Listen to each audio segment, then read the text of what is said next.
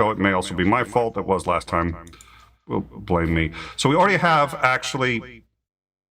Oh, yep, it's going to be my fault again. I'm betting my fault. We have already a number of people hanging out with us, and so what I'm going to do is I'm just going to introduce who we have right now, and then you guys can start talking, and then I'll do a little more on the production end, and I'll be able to join a little bit in a minute. So we have Jim Hall, Atheist Edge, Marianne Ono is with us, and 𝐒𝐴𝐿 is with us. So, fellas, how are you?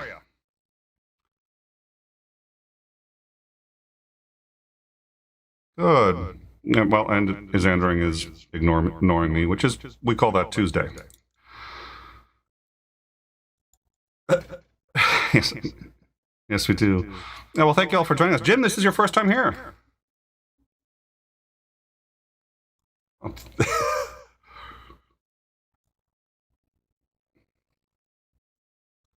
Oh, she was. Yeah. Yeah. So Courtney is one of your co-hosts, and then she was a co-host on In Time for a while, and oh dear Lord, she went back to school and just got completely sucked up on that. I don't know if you've had much time to stream with her, but sort of after that, yeah.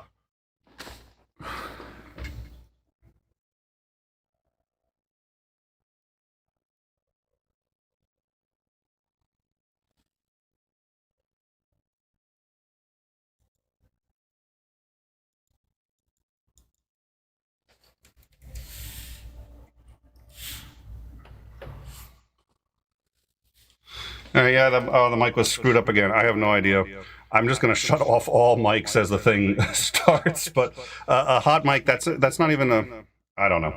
All right. So yeah, I don't know. I've managed to catch her. She was on Neil 604. Neil 604 did a deconversion story with her, and that was cool. I managed to come in for that, and that was really funny too because we had a lot of people who had at one point or another been hosts or co-hosts on In Time there. So that was just like kind of a reunion party. We had more In Time people than Neil had 604s. So that was an interesting thing. Yep. Oh, well, there seems to be a huge lag. We're now, it's still showing the intro live. So it looks like we've got about a 3 or 4 minute lag on the show. I'll take. Well, okay, so we are doing Skype again, and Skype has a higher lag coefficient. More people come in. I don't think it's that. I will figure it out. I do want to get you guys on screen. So you know what? Before I deal with anything else, let me get you guys on screen. So what have you been up to anyway? What's been going on Atheist Edge? Now you do something different for your channel, which is you like do 5 or 6 interviews in a day, and then cut them all down, and then broadcast them over the period of like a month, right?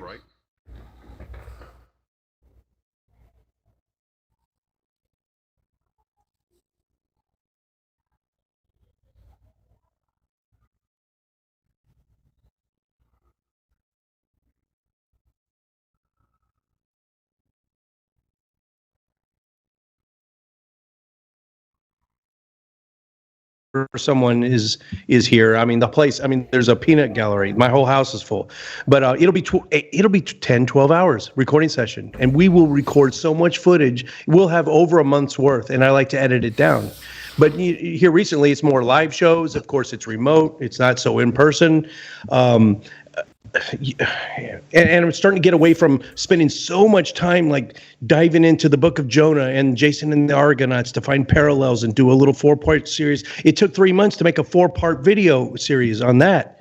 It's just so much time. And I'm seeing live shows are just as popular. They take hardly any effort, minimal prep time. So I'm really getting into that.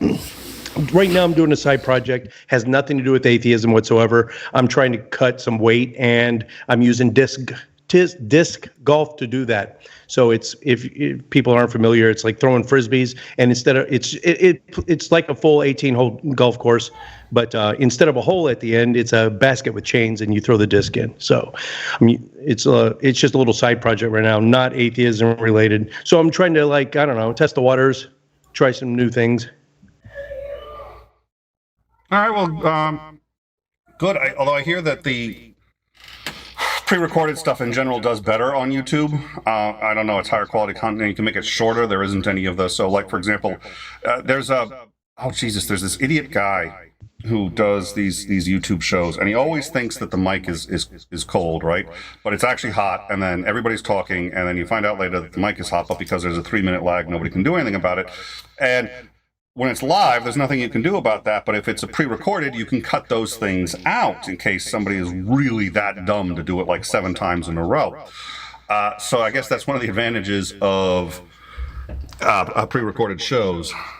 Well, you know, live shows, especially with all the different wacky doodads and gadgets and bells and whistles you have on your show and different streaming platforms. And I mean, the chances of catastrophic failure, you know, the fixing glitches on the fly, that's your challenge. With pre-recorded, the challenge is just mind-numbing monotony. 30 minutes of raw footage will take 6 hours to edit. Yeah, the little editing I've done, that's been my experience. And I have a buddy of mine who actually uses he hires an editor, and then what he does is he tells the editor, okay, I want cuts here, here, and here. And at first I was like, that's almost as long as it takes cutting it. No, it really isn't. If you're going to cut it well, you know, so he just hires somebody in like Pakistan who does it for, and I've sort of looked into that, but it's on the agenda. Yep. All right, and it looks like we still have an echo. I don't know if the echo is me or... I will mute and see. Okay, well, no, it's not. Don't. No. It's Sandring. Really? Well, the other thing is because they're 3 minutes behind, it's very hard to tell. When I fix something, I can't tell right away if it's fixed, so I'm about 85% sure it's fixed as of this moment. And the other thing was just today was not the day to... Normally, I'll run this thing an hour beforehand and test everything, and didn't today. And now the audience suffers for it, so I apologize. So, yeah, you can unmute yourself. In fact, if I can get a sound test from you just to double check and make sure that we got sound from you going to the outside. Me, test, 1, 2, 3. Yeah, this says you're going out. Test.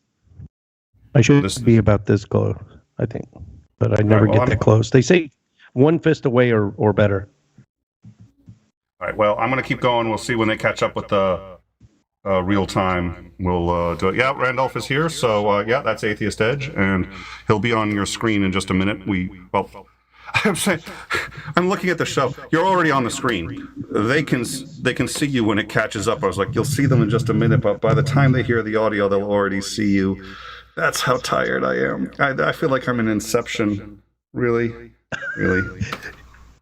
I still don't know. You're on the screen right now. They'll be able to see you right now. But because the stream is lagged, my top is still spinning. Yeah, but your top is still spinning. Yeah, mine is too.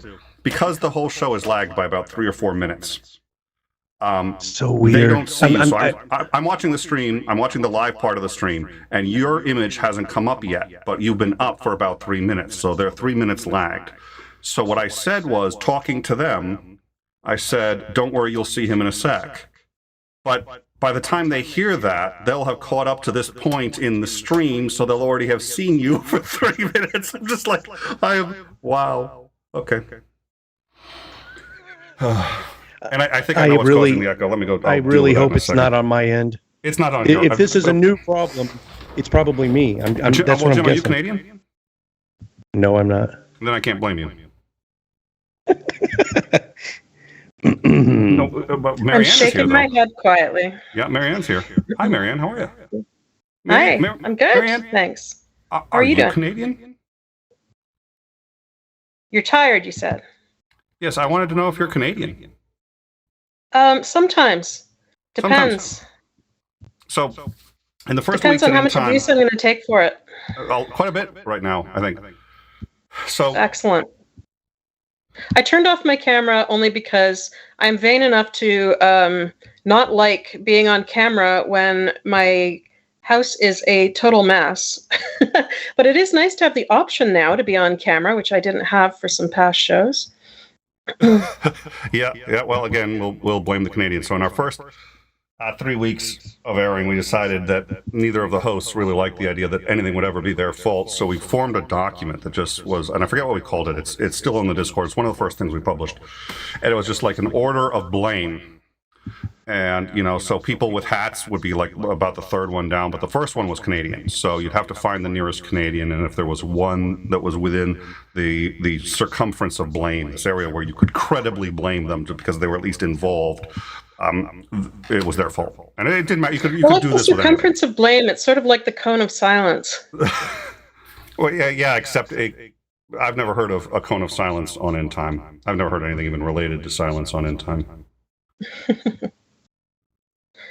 All right, so they're still getting an echo. I think I might be dating myself with that reference. Does anybody remember Get Smart before? Well, they did show a bit of the cone of silence, but they didn't call it that in the movie with Anne Hathaway and Steve Carell.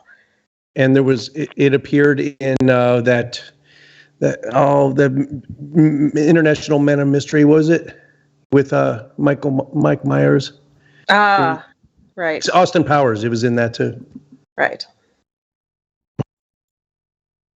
All right, I am 99% sure I found the source of the echo, so that should be taken care of. And we do we're have up from 85% at least. Yeah. I know it's solving one problem at a time. So I think we got them all solved. I'll start to put people in the boxes as we go, and I'll let the live chat know. I think by text, since that will be real time, but they're still waiting for it. So. All right, well, that's done. Well, let's see. So now the only thing I was thinking of, so we're going to do a show on China and the missile, the new missile that they've got. And that was really freaking me out. And I was already freaked out. And so I called up Ksandrg and I said, you need to understand how bad this is. And I told him worst case scenario of what they could do with this missile. And especially if one of these missiles, quote, fell off the truck, was picked up by North Korea, and North Korea decided to do a rogue launch, which would really be in China's best interest. And so I told him all these nightmare scenarios, and he laughed, and he said, that's not even close to the nightmare scenario. The real scenario is so much worse. And I said, no. And he just laughed some more and then told me the worst scenario. And I was like, thank you for that. And I haven't been able to sleep for 3 days since, but we finally got it sorted out. and I'm not as freaked out as I was, but it's still something that we have to do a show on, and we're gonna do one, but I think it's gonna be more of a regular show, not something that we're gonna do like an updated overtime or something. We'll figure it out, but it's still it's amazing that they caught the U.S. so far off guard. So China, for those of you who don't know, came up with the hypersonic missile. Now, a hypersonic weapon is a weapon that goes at least 5 times the speed of sound. I forget how fast theirs go, but Russia claims to have one that goes 27 times the speed of sound. That would be 3 miles a second. And China's, whatever the speed is, I forget, as Ksandrg may know. And Ollie's telling me to not use Skype. I know, Teams has been so much better, and we really are going to, and I want Randolph, I need to talk to Randolph, because he agreed to test the web interface for if we get that tested, we are going to be full Teams as going forward. And that's the problem, is this was half Teams integrated, half Skype integrated. We're back to Skype. It had an echo because it had the duplicate sound input for Teams, even though we weren't using it. So as soon as I took that off, we were fine. We're gonna go to Teams, and then we're gonna stay there. We ain't gonna switch back. But I wanted to make sure, just for maximum compatibility for everyone, I wanted to do Skype one last time, and I'm paying the price anyway. So they've got this weapon. They can hit us with it in 5 minutes. 5 minutes. Now it takes about 4 minutes to detect an incoming weapon. And then it takes another 4 to 5 minutes for it to go up the chain of command, 2 to 3 minutes to brief the president, giving him about 2 minutes to decide what to do. That's assuming a 12 to 14 minute ICBM. So this thing is 5 minutes. So it looks like a game changer. A lot of the military people I've talked to have said it's a game changer, but there are caveats, and they're still in Ksandrg. And I wanted to ask Ksandrg one other question, and I hadn't gotten a chance to. I'll get to that at some point. But anyways, that's the news. So how the hell did they catch us so off guard? If they did, the other question I've been asking, I'll tell this one other story, and then I'll pass it back to you guys. But I love this one. So Kennedy is going against Eisenhower for the presidency, and Kennedy starts hitting Eisenhower on the Russian missile gap. And he says, we have so much less. We had, I think the thinking was we had about 2,500 fewer missiles than the Russians. And he keeps hitting Eisenhower on it. He said, you've had all this time to fix it. You haven't fixed it. We're behind. We're going to continue to stay behind. And this is American lives. And why don't you care? And he never answered the question. He always dodged it. And Kennedy wins by the narrowest margin in any president in history. Wins the election. First day in office, NSA takes him aside and says, just so you're aware, this is how many missiles we actually have. And it was equal to the number that the Soviet Union had. So wait a minute, what about I thought we were 2,500 behind. He said, no, that's our official story, and that's what we want the Russians to think. At some point, we'll let them know how many we have, and they'll go into overdrive trying to make more. But right now, we want them to think there's a gap. So we talk about the Russian missile gap. No, we are toe-to-toe. We have exactly the same number that we do. Now Kennedy's got a problem because he staked his entire presidency on overcoming the Russian missile gap, and he can't do it. He can't do it. There's no way to do it. There is no gap, first of all. And second of all, if he comes out and says, I closed the gap, he's just revealed a national security secret. This was Eisenhower's problem. This is why he could never deal with the question. So if Kennedy had survived and gone on to another presidency, this would have been his problem, which is he couldn't close the missile gap any more than Eisenhower could. So the question that I've always said is, do we know that we haven't developed the ultrasonic weapon? Now, the ultrasonic weapon is the military had as a target date. They had, October 2022, but, maybe we do have one. I don't know. Any thoughts? Lots of thoughts. I'll let you guys go first.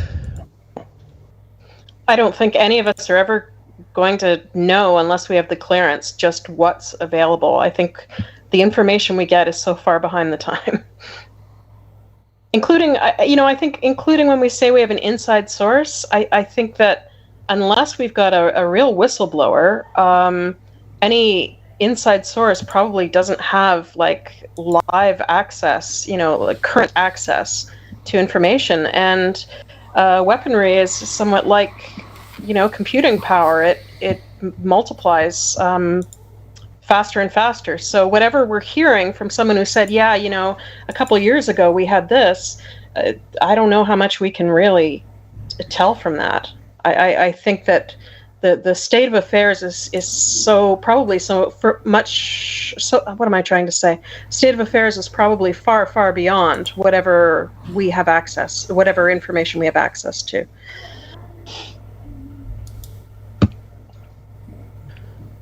The Department of Energy that handles nukes and anything nuclear ballistic, they've got their own separate clearance levels. I don't know. I don't want to say. I'll just say the letter Q, and you know what it means in popular parlance nowadays. But the reason it's called that is because whoever that guy, supposed fictional guy was, worked for the Department of Energy, and that letter Q is one of the clearances that you can find only in the DOE and Department of Energy. I worked with the NSA for 9 years. We don't have a Q level, and it's totally separate classification clearance levels. Even if I were still actively at Fort Meade, I would have to be there right now, and I still wouldn't have any information because that's Department of Energy, and the intelligence community in the United States notoriously doesn't share information with each other. We saw that with 9/11. Everyone had a little piece of that puzzle, and if they were all talking, and it's still not fixed. The intelligence community is still not talking correctly, as far as I know, as late as 2013 when I retired. So I doubt it's fixed even now. So even if I was at Fort Meade, that type of information is time sensitive. It's perishable.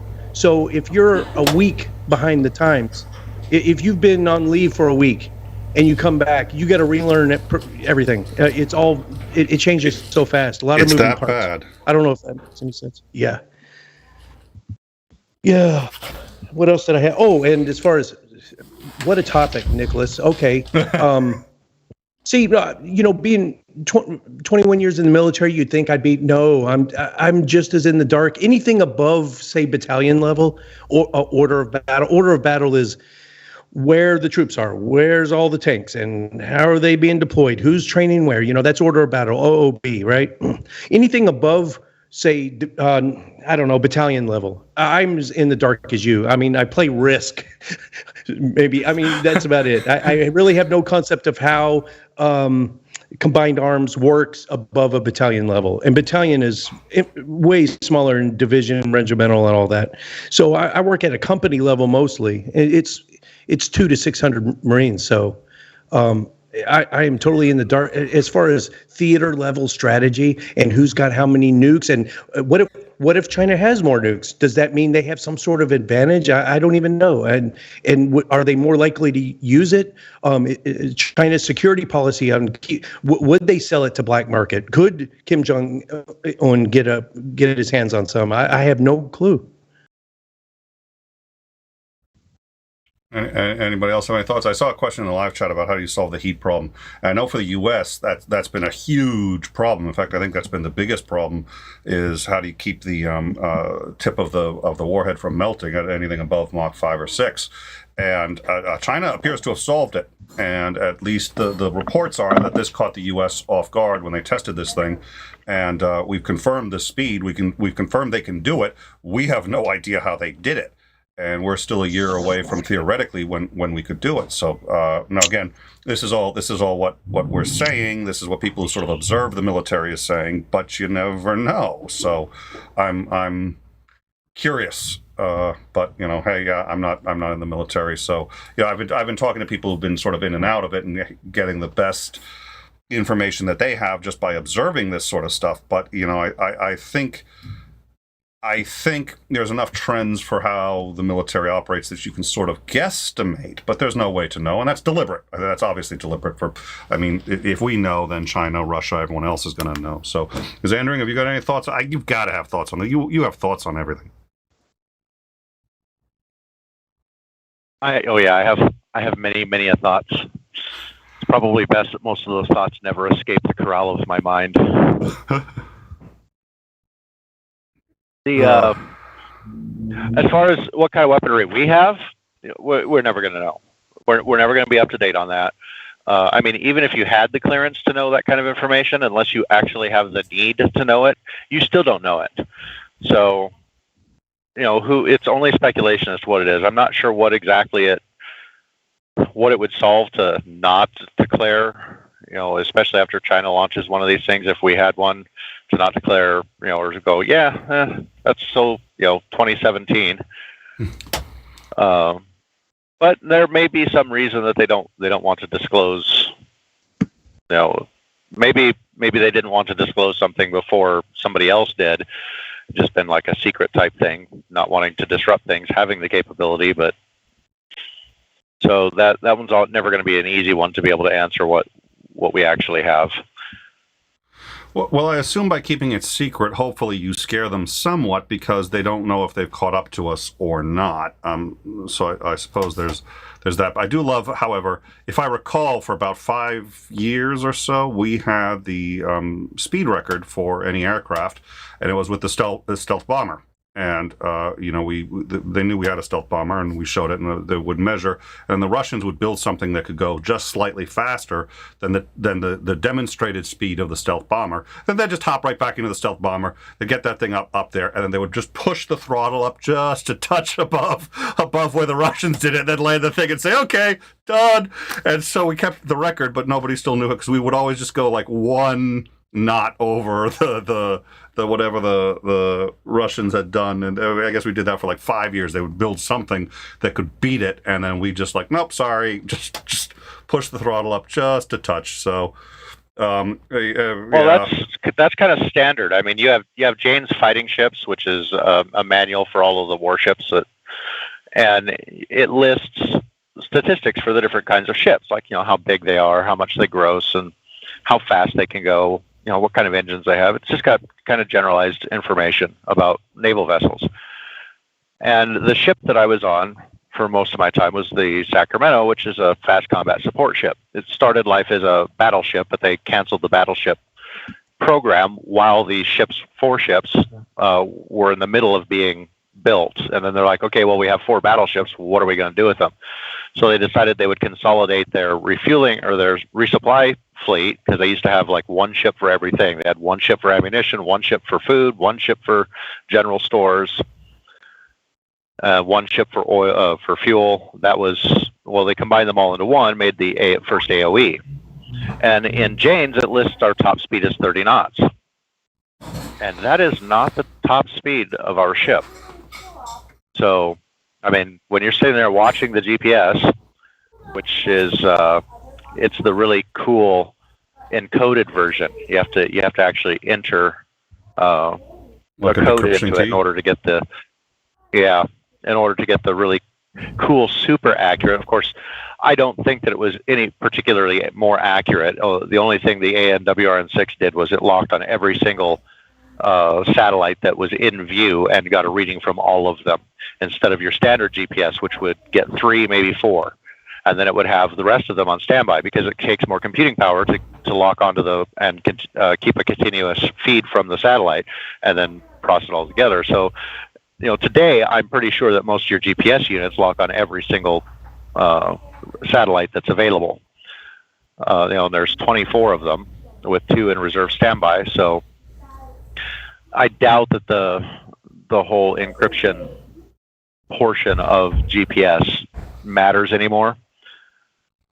But you can sit there and watch this thing, and it's like, okay, so we supposedly can do 30 knots. That's our advertised top speed, and we're currently doing 37.5. So I'm going to say that that's probably not quite accurate.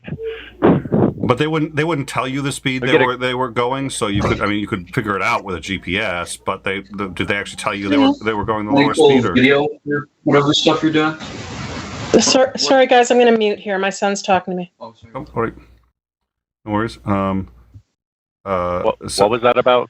Telling you how fast something was going? What? So, did they tell you how fast they were going, or if they did they give you the lower number, or was it just something nobody bothered to ask because you don't need to know unless you're on the bridge? Or no, it's what I worked on the bridge because I was quartermaster. I did navigation, so that was where I stood watch. I measured how fast we were going.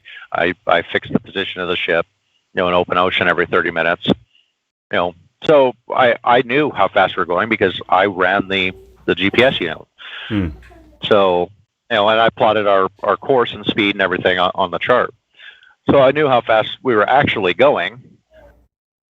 You know, and we have a copy of Jane's fighting ships right on the bridge. It's one of the publications you have to be familiar with and know what information you can find and know how to look things up in it, because it's not just the U.S. It's all known militaries. It's got all of the, you know, but you know, when you look at that, it's like I'm on this ship and I know what this ship is capable of doing, you know, because I'm on it and watching it happen.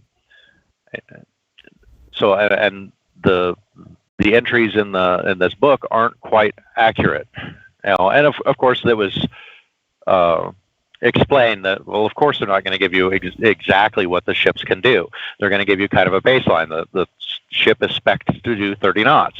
Well, we have 4 boilers out of a battleship, and we could go a little faster. Exactly how fast? Like once you hit 30 knots, because that's what the ship's design spec was. That's the maximum RPM that you can enter in on the secondary helm. So when they want to go faster than that, you can't give them an exact speed. You just because you put the RPMs on there, and the RPMs is what gives you how fast you're going. How fast you spin the props tells you how fast you're going to go.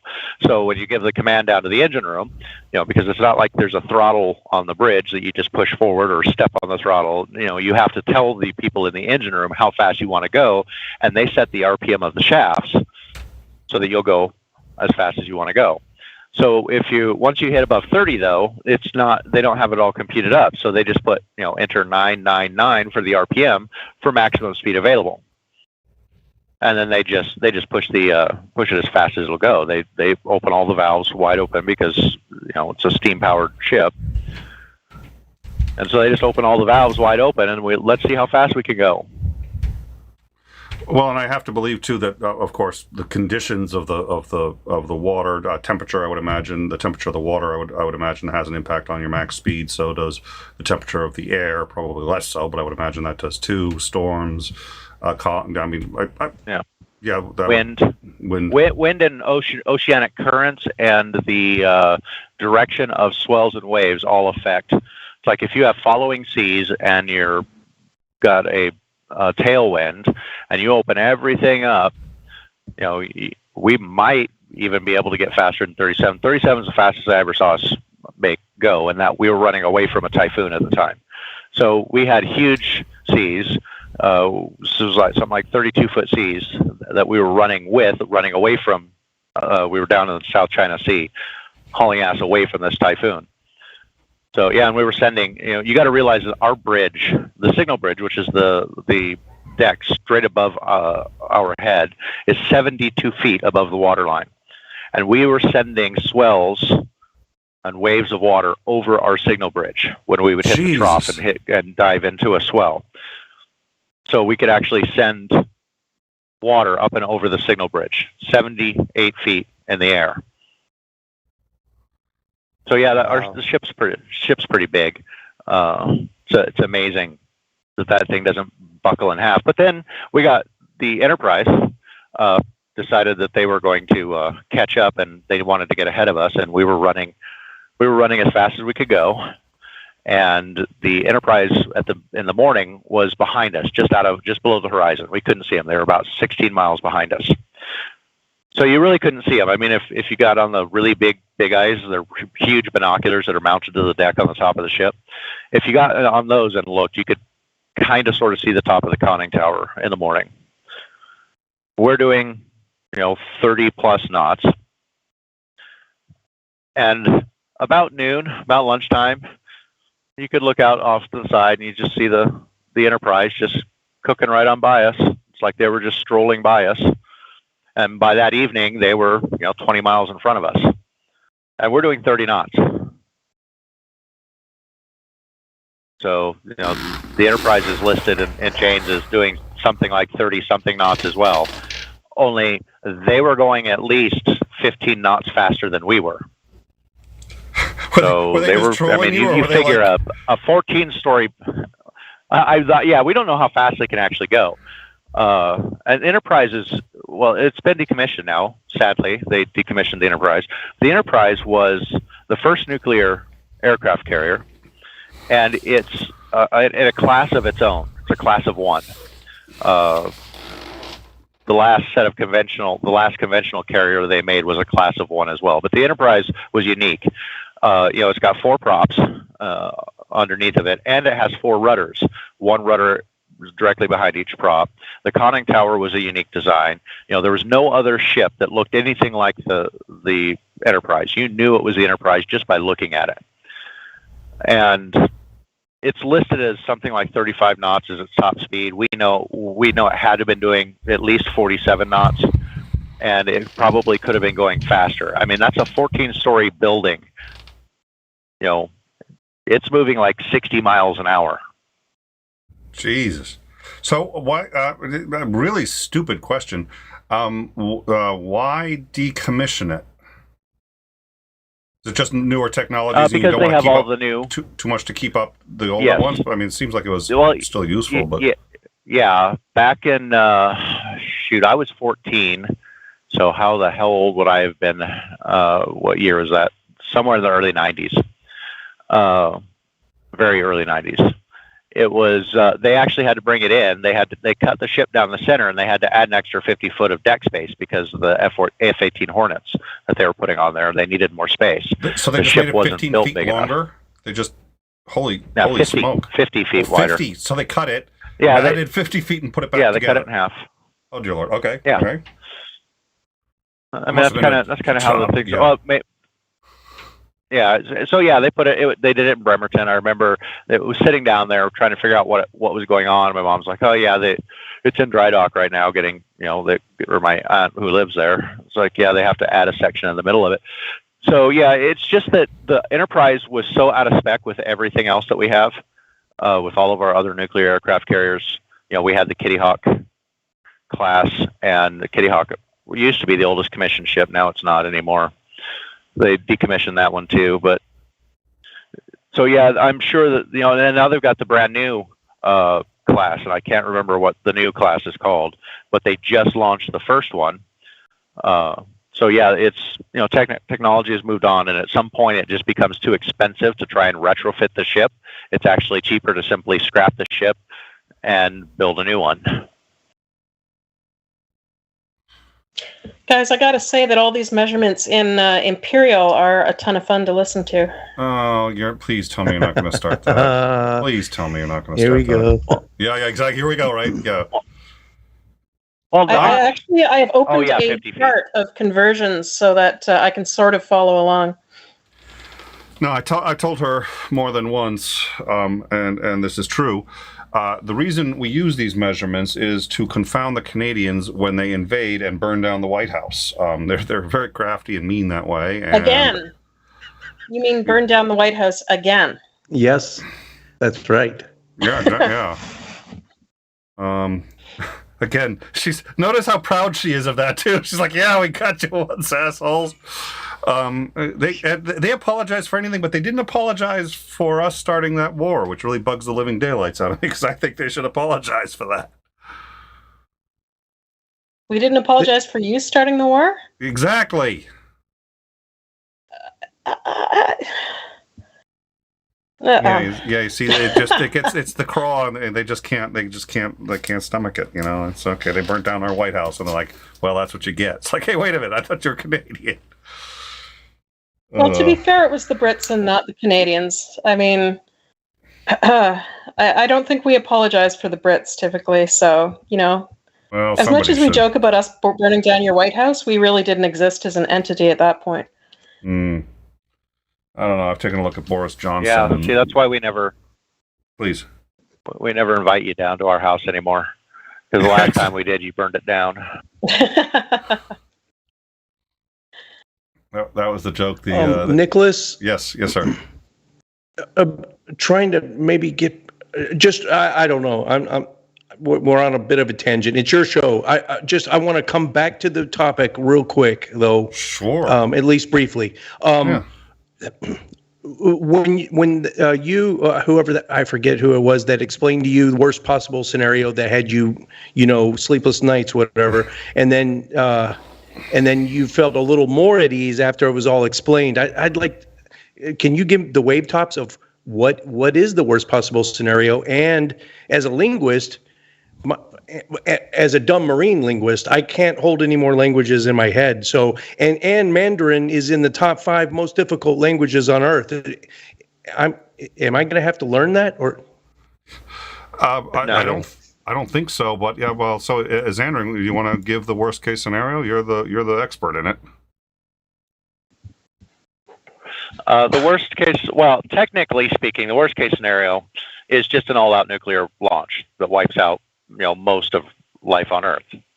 So that people go nuts and they just launch all the nukes. But beyond total annihilation of the planet, something that may be possibly survivable, the worst case scenario would be using one of these supersonic missiles to launch a super EMP warhead, which is, I believe, a thorium device. It releases an enormous amount of gamma radiation when it goes off. Very little fallout to them too, but they go aim for somewhere above Kansas area, and they go up like 40 miles above the surface of the Earth, and they detonate it. It goes above the ionosphere. So when it detonates and those gamma radiation hits the ionosphere, you have something called the Compton Effect, which generates an electromagnetic pulse, and it's a very high frequency electromagnetic pulse. And that would take down the entire North American power grid.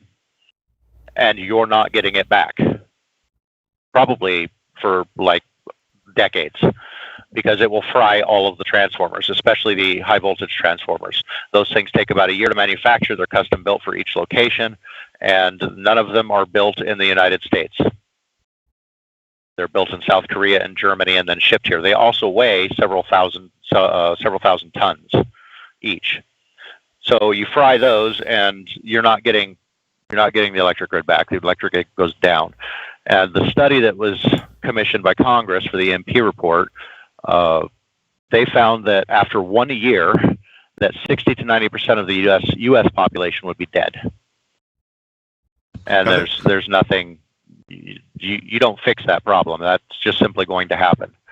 So that would be the worst case scenario that's technically survivable. Now this is a single. Now this can be loaded into a single warhead, and if it's detonated 35 some odd miles above Kansas, it's line of sight. So that is the entire United States, part of Canada, and part of Mexico, and that's in a single warhead. Is that correct? Yes.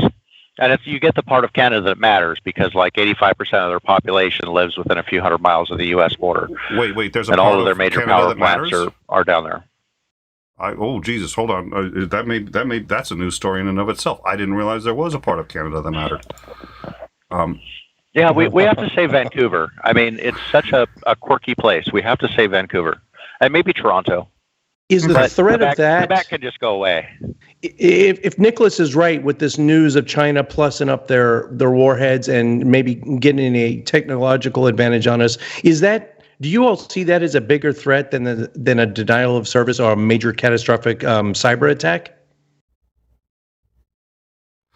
Depends upon what the cyber attack is actually used to do. Yeah, I'm not an expert, but yeah, I think that's true. I mean, listen, a cyber attack could obviously, in a distributed denial of service attack, could take down all of our computers. Okay, but if you have solar panels, you can still generate electricity. Hopefully, if you have, a town or a local power station that is not connected and wasn't taken down, you could still generate electricity. And cars, ostensibly, would still work. So what we're talking about with this EMP thing, and one of these EMPs can fit on the new Chinese missile. So the problem is this, and this is where, okay, so for however long we've had, as our nuclear deterrent, we have had the idea that nobody obliterates us because we can respond before we're all wiped out. Part of that is the fact it takes 12 to 14, and there are other factors and conditions, and depending on where you launch, how you launch, and subs changed the math here, but we'd have time to identify the missile, see that it's incoming, and then all of this would still only give the President of the United States 2 minutes to decide whether or not he wants to basically end all life on Earth by doing a counterstrike. But it's the fact that we had that ability kept anyone from doing it. Now with this new missile, it comes in at 5 minutes, which means even before the president knows or can be briefed, in fact, before anyone at the White House would know, before it actually gets out of NORAD that this thing is here, it would have detonated. In fact, if they can only detect it after about 4 minutes after launch, they will have known for it for less than about 60 seconds before it detonates. That's how much of a game changer this missile ends up being. Now, there are huge caveats that I think, now that we've gone this far into it, we should get into the huge caveats. But no, and I think it's the screen did shift there. Not sure how that happened. It's been going on, so let me restore that. So there are huge caveats to that, but that's what we're looking at. So they now have a missile that can come in under that. And what they have is a first strike weapon. It's designed to hit us before we can respond. Now, the good news is, since they can't wipe out all of our submarines, and they're going to be submarines, and this is why we have submarines that have the nuclear weapons on them, they can't wipe out the submarines, so the submarines end up being, they're out of range of any EMP weapon like this, and we could still retaliate. And even if we couldn't, we're a part of NATO. NATO could retaliate, but it's still a huge, shift in the balance of power. And it's the first strike weapon that's been developed that I'm aware of in any recent time. And the problem is, weapons like this, in and of themselves, make it more likely that a nuclear weapon will go off just by existing. And here's why. We sit there and we take a look at this thing and say, okay, if it can hit us before we can respond to it, the only solution that we have, really, unless you want to just rely on our subs that are going to be outside the range of this thing, which is an option. Well, no, it's not an option. Here's why it's not an option. Sorry. Right now, missile commanders in their submarines cannot launch the missiles themselves. This was the Crimson Tide scenario. The idea that you could have a captain or the Captain Ramius and the whole thing of Hunt for Red October. What happens if a captain decides he wants to start World War III? What happens if a captain is confused about the orders and they decide they want to launch but can't launch? So command and control was left only to the President of the United States. Unless he releases those codes, they couldn't launch if their lives depended on it. The idea behind that was, in the nuclear age, the goal is to stop any nuclear fighting at all. The goal is to never get to the position where we're going to use those. And by having the control of the weapons in the field, you increase the chances one is going to go off. It's all about decreasing the chances of anyone ever detonating these things. That's why nuclear proliferation treaties have been so important to us, ballistic missile treaties, so on and so forth. This makes it more dangerous because there's two ways for us to really protect ourselves against this, aside from the protections we have, which are now severely diminished. They're not gone, but they're diminished. What are the two ways? One, an automated response. Whenever we see a missile coming at us, we respond, period. Nobody has any say in the matter. The problem with this is the War Games scenario. War Games was a movie based on reality. It happened, I want to say in 72, as Andrew may have the correct date, where somebody left in it was a training tape for simulating a nuclear attack, and NORAD, or whatever the backups are, there was NORAD, I think CENTCOM, a couple others, all detected nuclear weapons. At first they detected 200, and then they detected an additional 2,000 launches from the Soviet Union. It got all the way up to the Secretary of State, who was instructed to wake the president because we were under a full nuclear attack. And he was first informed of the 200. And he said, something about this doesn't seem right. I don't think they just hit us at the middle of the night with everything they got. They know we can eliminate us. He waited. Finally decided he was about to wake the president. He got a call. Nope, it's not 200. It's 2,000. So now he says, okay, I got to wake the president. And about 60 seconds later, he gets a call. Oops, our bad. None of this has appeared on radar. So at this point, we're thinking it's not real. That's why you don't want an automated system that just retaliates. So we don't want to do that. But if China can hit us and wipe us out before we can make a decision, we have to either do an automated system, or you allow sub-commanders to launch themselves in case the entire U.S. is wiped out. So if you detonate an EMP at that level, all the U.S. is wiped out. It's just the electronics, but we're all still alive. But imagine no trucks, no cars. You can't get food into cities. Imagine what happens to New York if there is no way to get food into that city. No way to do it. All the trucks across the country are gone. Cars are gone. No, you can't use solar generators. They're all gone. All the phones, everything. So that happens. How do we respond? Well, if they don't have the ability to launch on their own, and then as Andrew had a couple of other, because he knows more about this, so I should shut up at this point. But I think you're starting to see the problem. Just by having this weapon, it is more likely a nuclear weapon will go off somewhere on the planet because we have to loosen our controls in order to stay safe from a first strike weapon. That's why there was no injunction against it. I think the U.S. and Russia agreed not to do it. We've both been building these weapons anyway. But actually building a first strike weapon is categorically a change in how we do things. As Andrew, I'm sure I was all over the place. Could you fill in, tell everybody where I fucked that up? Well, no, I mean, you brought up all of the most salient points, and in the partial test ban treaty, which was done after the Starfish Prime experimentations, where we did this. We exploded nuclear weapons high up in the atmosphere. We knocked out half the power to. This is in the 60s, by the way, when everything is still very robust, runs off of tubes, doesn't have fine microelectronics in anything, and we still wiped out half the power and transformers on Hawaii when we did this. Russia did some similar things. They wiped out power in Siberia in a 300-mile radius. So yeah, and after those, the United States and Russia went, yeah, this is kind of dangerous, because they recognized that blinding an opponent was probably a really, really good first step to causing all-out nuclear war. Because what do you do if suddenly they can't see? They have no power, they can't see, we're under attack, and they just launch everything. So yeah, they decided that that was probably not a very great thing to do. They signed the partial test ban treaty. It left a huge radiation ring around the Earth. Interfered with some later satellites. I think that's mostly dissipated now.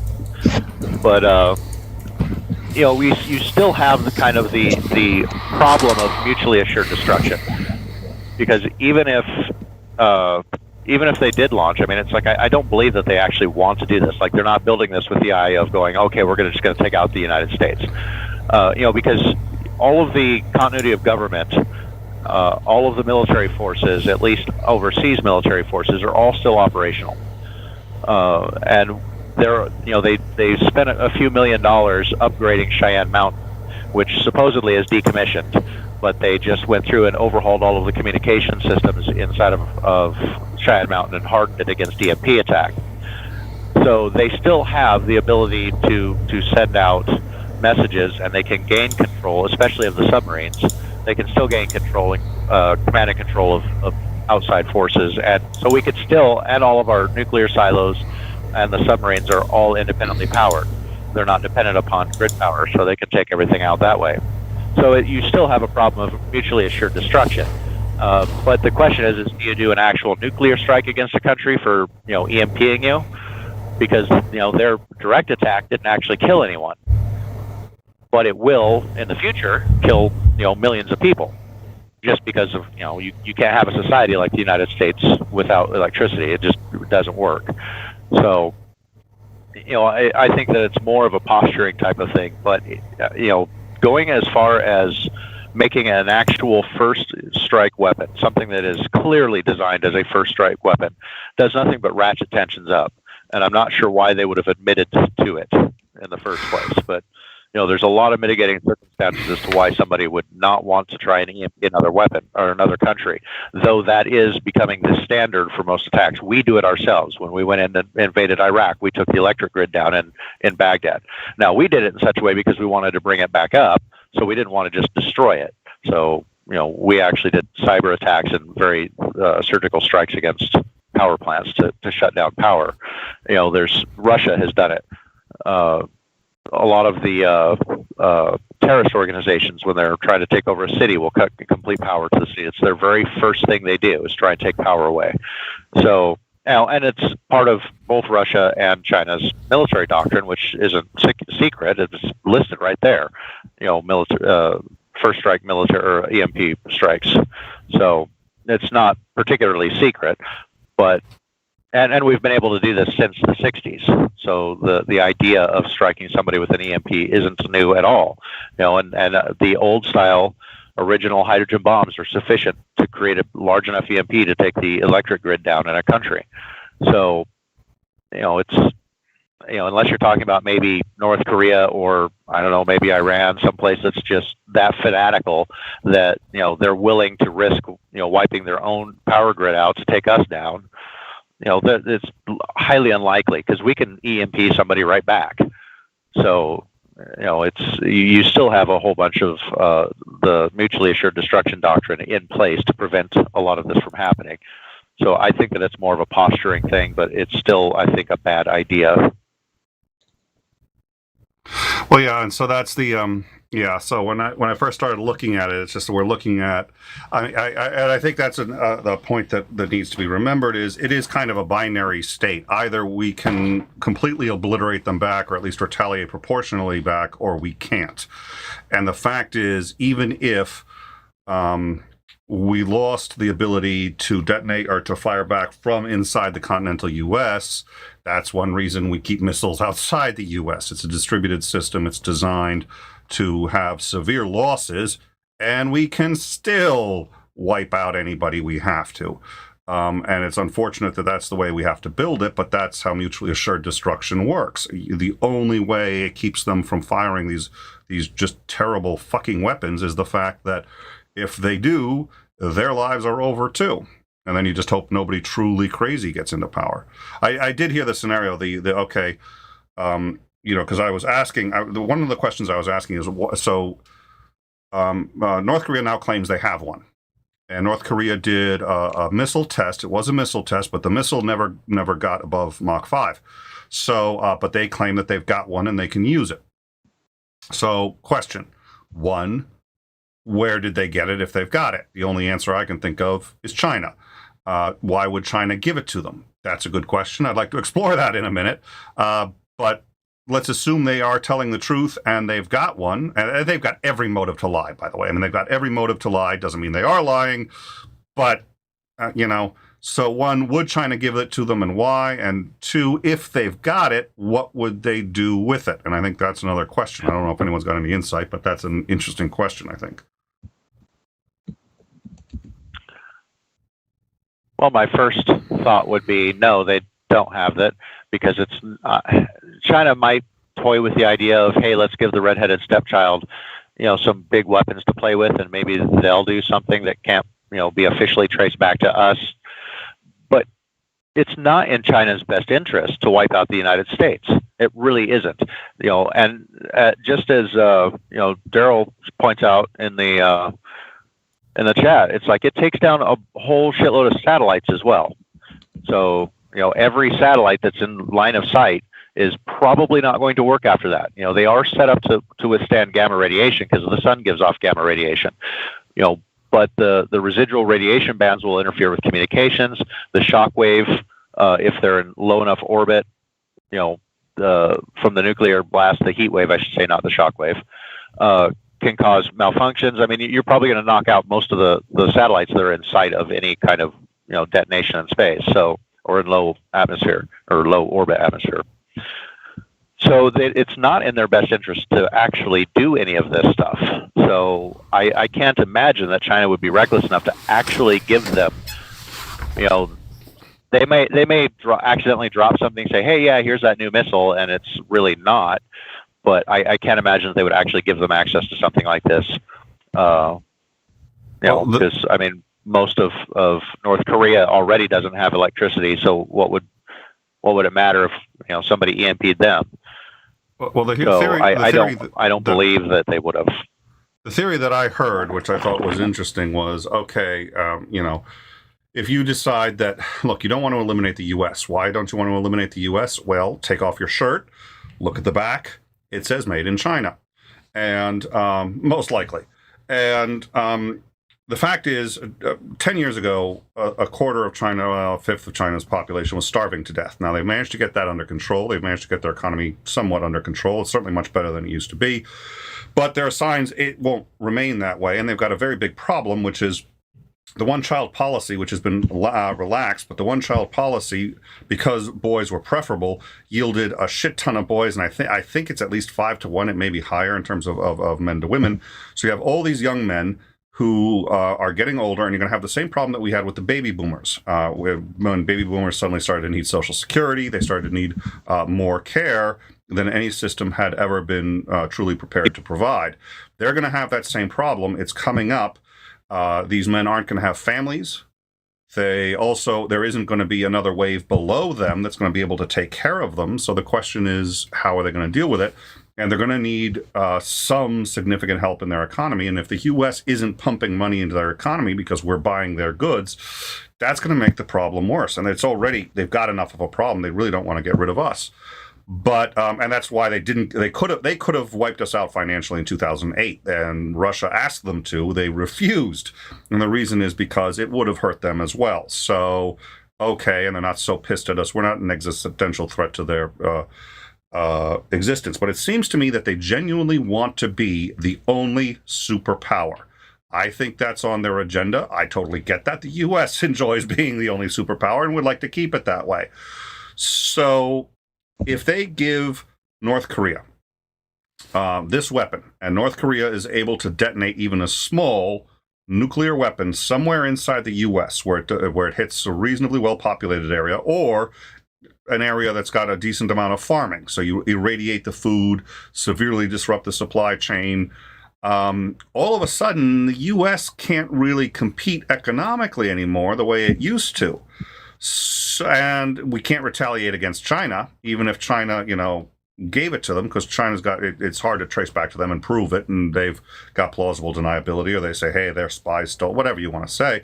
So we could retaliate against North Korea. That still is pretty hard to do. So what do you do? And meanwhile, we're saddled with this huge burden. We're saddled with all the people who get sick for decades to come, and that slows down our economy and slows down our ability to compete with them. Thoughts? I think that somebody go. Oh, that's you put a whole new paint job on that, Nicholas. I didn't even consider that. That's a lot to chew on. I've got two little wrenches to throw in. I'm sorry, what? Yeah. Yeah. Well, you gave me. I've got this. It's a familiar feeling, but it's been decades since I've had it. It is an existential dread, and if you're as old as me, you remember in grade school the fallout, the nuke drills that we were hiding under the tables. I mean, so it kind of brings back those memories. And I thought, what's similar to that I've had as an adult? And I'm a huge proponent of artificial general intelligence, neural networks, of machine learning, quantum computing. And I think in my lifetime, it's going to happen. The singularity, the AGI singularity is going to happen. So is in a similar vein, do you think, I don't even have to ask you. I mean, it's a given that China, Japan, Korea, us, some other second-tier superpowers are all scrambling to get AGI first. Whoever gets it first is going to rule everything. So there's that. There's also Second Amendment. Do you think that plays a factor? I don't know if this is true or not. It might be an urban myth, but during World War II, there was a Japanese fleet commander, a naval commander, that said, no way we're going to invade mainland U.S. We're only going to hit the Aleutian Islands, Hawaii. We're just going to disrupt them. There's no way we're going to actually put boots on the ground in mainland U.S. because everyone has a weapon there. Everybody, every civilian has a weapon. And he said, quote unquote, there's a rifle behind every blade of grass. So is that a factor? Is that maybe an impediment to this happening? And I had another, but that's enough to chew on.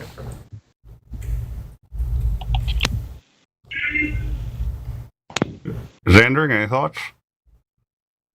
As far as like going on modern warfare today, nobody's going to invade the United States. Nobody's going to invade China. Nobody's going to invade Russia as far as to try and take land. That is an entirely inefficient and bloody way to do things. It is far easier to launch a massive cyber attack against the SCADA control systems of the United States and bring the power grid down, or to do an EMP attack and let the country tear itself apart. There is no reason to invade at all. Any of these countries at all. That we have far better, more sophisticated tools to cause far more damage and destruction without ever having to leave your own country. So, and it can be done in such a way that it may not necessarily be able to be traced back to you personally or to the country personally. So, no, I don't think that whether or not you could invade a country or not is going to make any difference or not, because that's just not the way wars are going to be fought from now on out. So I think that the new battlefronts for most wars are going to be mostly cyber and screwing, collapsing economies, taking down power grids. It's things like that are going to cause internal interests or internal problems the country has to deal with and try and fix. It seems like the more reasonable thing would be to try and take down like just a part of the electric grid, which you can do just by detonating a nuclear weapon closer so that not everything's in line of sight.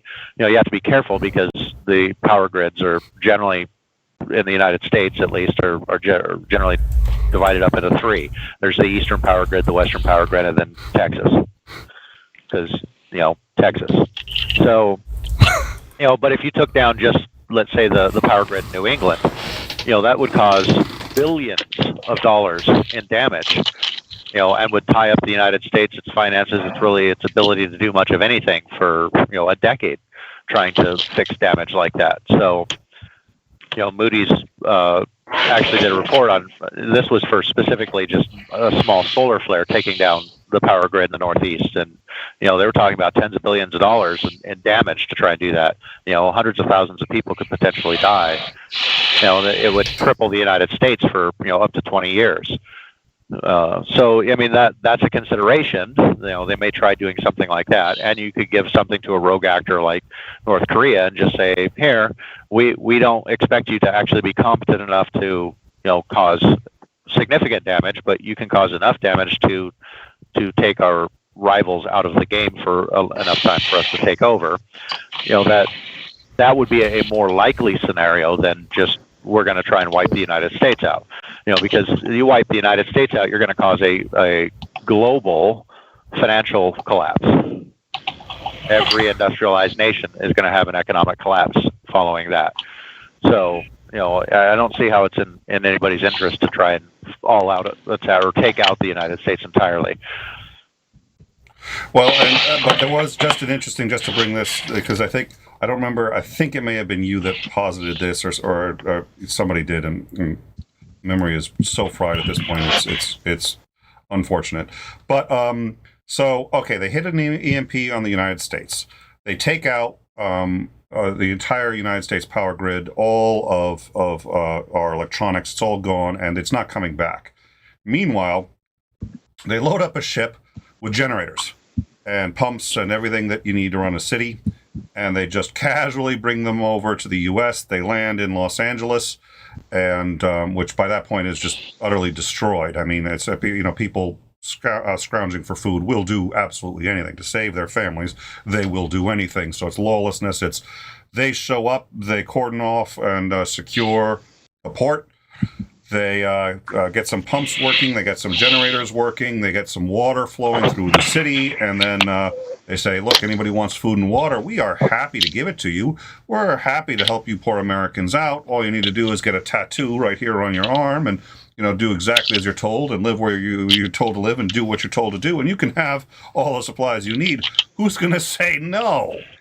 And if other countries aren't prepared for the U.S. to be hit like that, they're not going to be ready to assist in any way. So we would have to be assisted by China, who ostensibly would have engineered it through North Korea. And again, nightmare scenario. And the only other thing I want to add before kicking it back to you guys is Jim had suggested something. I think this is interesting. It's almost like, why even think about these things?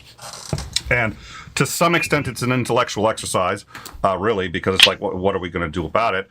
But I also have to imagine that these are really the scenarios that they've got to be kicking about and trying to figure out how to protect us from those things.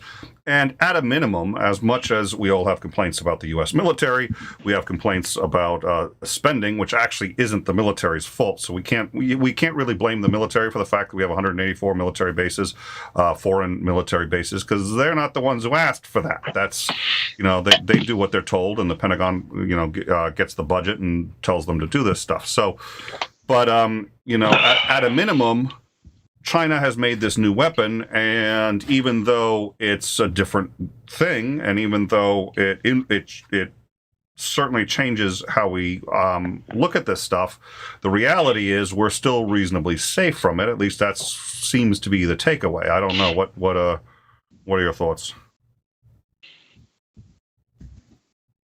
Yeah, I think this is far more likely a bid to become a superpower rather than any actual threat to the United States. I think it's just not in China's best interests for the United States to fall. Which is odd. They've got a bigger navy than us already. I think they can, at least they consider themselves a superpower. I think most of the world does already. Well, and then the issue with that is, please, you can go ahead. Well, I was just going to point out that the definition of a superpower is the ability to project force within 24 hours anywhere in the globe, and China cannot do that. Right. And the U.S. can. Well, that's true because I don't know the current stats, but when I was still active duty, Israel had a larger air force than us, and they don't have the reach out capability over the horizon like we do. So yeah, that's true. Well, actually, and right now, who has the largest air force? The United States. Do you know? The Navy. Let me. Yeah, the second largest is the Navy. So the first largest air force on the planet is the U.S. Air Force. The second largest air force on the planet is the U.S. Navy. I don't know if this was an urban myth when I was in the Marine Corps, but they would always say the Army has more ships and boats than the Navy, and the Navy has more planes than the Air Force. And there was something. It was just this weird dichotomy. Yeah. It depends upon exactly how you classify things. I mean, you could make that. It's close to true if you want to, But when the Navy is more concerned with, aircraft carriers and submarines and guided missile destroyers, which the Army has none of those things. But if you want to talk about things like landing craft, beach craft, river river control craft. Yeah, they've got a lot of that stuff.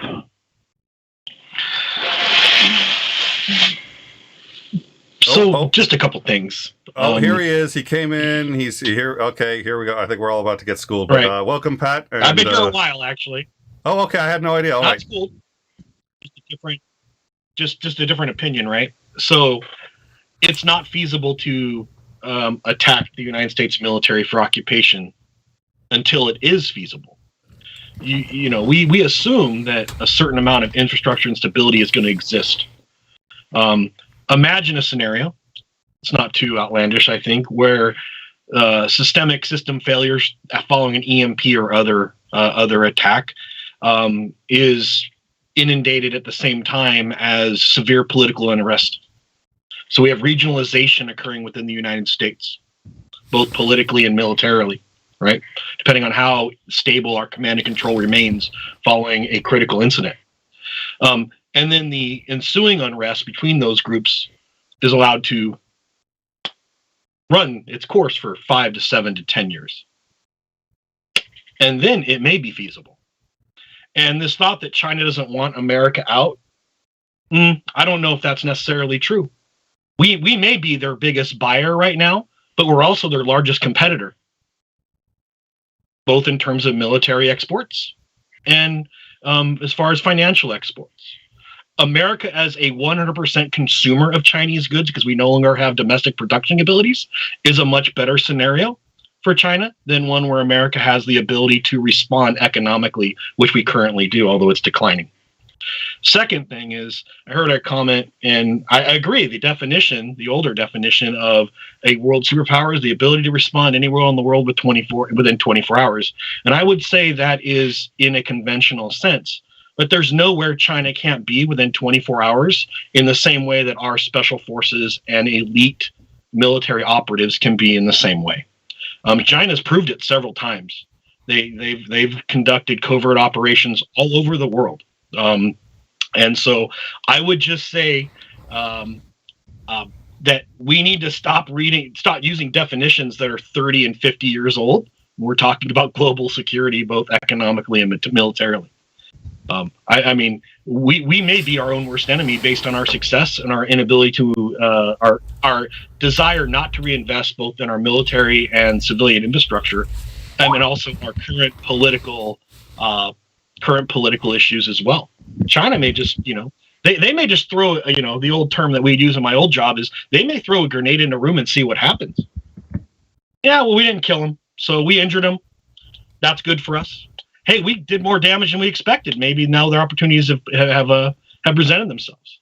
Maybe it's not taking over the continental United States. Maybe it's, we've annexed certain territories in the China Sea that are currently American, nominally American, right? We don't know, because we don't know the extent that these events would have. And to say, I don't think they do this and I don't think they do that, is really to narrow your box down so small that you're not prepared for eventualities outside that box. And people that sit in think tanks all day and dreaming up these scenarios, they start most common, or most, what we think would be the most generally plausible, to the far extreme. And many times the far extreme do play out, and more often than we'd want. No one thought Erdogan was going to be able to crush a military coup in his country as quickly and effectively as he did. Basically, the military coup in Turkey was over within 48 hours. It was really largely done within 24, but, with nominally within. And what was America's interest? Hey, we want to make sure we maintain our nukes. But if Erdogan would have seized American nukes in Turkey, there'd have been nothing we could have done about it, or nothing I believe we would have done about it. Right? These are the kind of things that are the reality of issues, which we say, oh, it'll never happen, until it does. And then we're unprepared for them, and those eventualities aren't in place. 21 years active duty. I never considered this hot. This was so far out of my pay grade. This is terrifying to even consider. Jesus. Yep. Well, yeah, I mean, the sun could puke on us and end most life on Earth tomorrow. So, I mean, you got to keep things in perspective as to what's likely to happen. That's not going to help. That's really not going to help. We're freaking people out. And you're saying, well, the sun could also wipe us out tomorrow. So just FYI.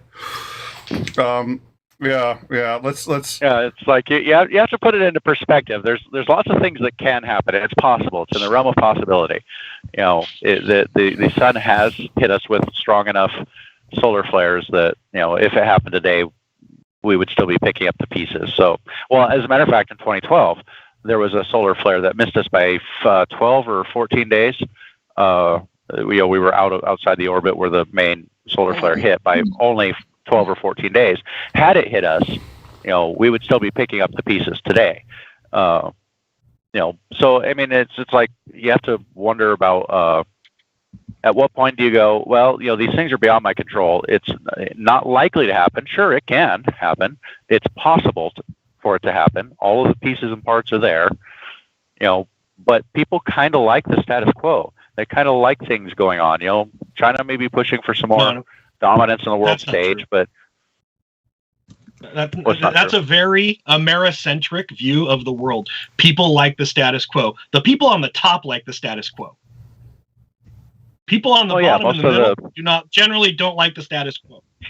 So if we don't consider, if China isn't, let's just say they're not a world power. I think they are. Okay, I think they're a global leader. But let's think that China themselves doesn't think they're a world power, right? A global leader. Maybe China there's a difference between being a global leader and being a superpower, though. The superpower is very narrowly defined about what kind of military force you can bring to bear. But I would agree they're a world power. A term that was coined in the 1950s, by the way. I looked it up before I actually made my statement. Superpower was all based on conventional capabilities. That's it. And the possession of the bomb. So, 24 hours. But a superpower really is the country that can destroy you from afar. That's really what a superpower should be. Do they possess the bomb, and do they possess the ability to destroy another country without ever putting boots on the ground? That is my current definition of a superpower. Regardless of whether or not that I would agree with you. They can bring military forces within, right? But we're using, and this is my issue, we're using antiquated terminology when most people hear superpower. Oh, they're not a superpower. Well, they are a superpower. For all intents and purposes, the definitions that were coined in the 1950s and keep being used ad nauseum really don't take into account technological advances of the last 70 years that really make those antiquated conventional warfare terms actually usable anymore. In my old profession, I would say that, the biggest thing for me is when we started changing tactics for urban suppression, riot control, right? That became our increasingly amount of annual training for small unit tactics. How are SWAT and specialized teams going to be used in conjunction with larger bodies of amassed law enforcement personnel for urban suppression, riot control? The only reason you deploy SWAT teams in those scenarios is because you believe lethal force will have to use at a higher rate than normal. How many times have you had to deploy counter snipers in a protest in the 1960s? They weren't deployed, or extremely rarely. Now it's standard practice among many agencies. Right? Why? Because we militarized the police to a point for them to serve a certain purposes, and that change in perception is because things have been changing, times have been changing, and whether or not we've set ourselves up for some of our own failures, that's a different issue. But go ahead, finish. No, I just think that we need to use terminology that's less antiquated, more descriptive, and we need to start thinking outside the box, because we never assumed that the United States would not come to the aid of a denuclearized Ukraine, and that actually happened. I mean, these are the kind of things, these world events, they don't happen until they happen. Okay, so what I wanted to do, real quick. No, I just got another message. So, all right. So I did want to apologize. So we had really bad lag earlier. We got it under control. The major cause, I actually get to blame Jim, and it's still not his fault, but I'm going to blame him anyway. Like I said, we've been switching over to Teams. The Teams client has been much better, I think, overall, but people weren't able to connect if they didn't have Teams, and we should be able to fix that. We didn't get a chance to test it. I'm hoping Randolph will be able to test it at some point. But so for this one, we went back to Skype. and it was having some incompatibility with the team setup, but I wanted to make sure we could get Jim on, and I knew he could do Skype. So Jim, it is his first time on, and we talked about having you on like a year ago, and yeah, this was the first time, and I was just like, let me try Teams next time, so we don't have to muck around. That's what we'll do. Well, the other thing nonsense. and the other thing that this does is Skype takes up a lot more CPU. Skype adds extra CPU for every person you add. So if we get 10 people, it starts to overwhelm the system. Teams doesn't do that. You can have 1,000 people. It doesn't take up extra bandwidth or CPU because it's offloaded to their servers. So we'll do Teams next time. We'll get that sorted out. But I do apologize. It's actually, even though I blame him, it's entirely my fault. I wasn't prepared to go back to Skype, and it just had some. But I do apologize. The lag should be fixed. I was able to shut down anything else that could be slowing us down. But we're not going to be able to take additional people, I think, because every new person is in fact. If they have their camera on. Marianne is gracious enough not to have the camera on, so that's not taken. Anyway, so I do apologize. Like right now, if you're watching the show, you're probably lagging by about 4 minutes now, last I checked. So we'll get to comments. They're going to be about 4 minutes behind. But that's sort of where we are. I apologize. So, and again, legally, actually, but contractually, In Time is not allowed to blame Jim. We have to blame Marianne. I'm so glad she's here. So, where were we? No, Pat, please stay. There's nobody else who wants to come in, so I think we're good. But and I want to keep you here because you have a historical perspective on this that's helping. So, and I think this is a worthwhile discussion. I wanted, like I said, we were going to do a show on it, but there's just so much to do. We decided not to do it today. So, oh yeah, actually, that will help. So I appreciate that. Yeah, okay. So I decided not to do that today, and I think we'll do it as part of a regular show, but it's not you guys don't all have to shut off your cameras. We're back into we're at like 98 CPU cycles with all the cameras on, so we're okay. Just can't put anyone else in, and nobody else is clamoring to get in, so we're okay. Anyways, where were we in the discussion before I rudely interrupted?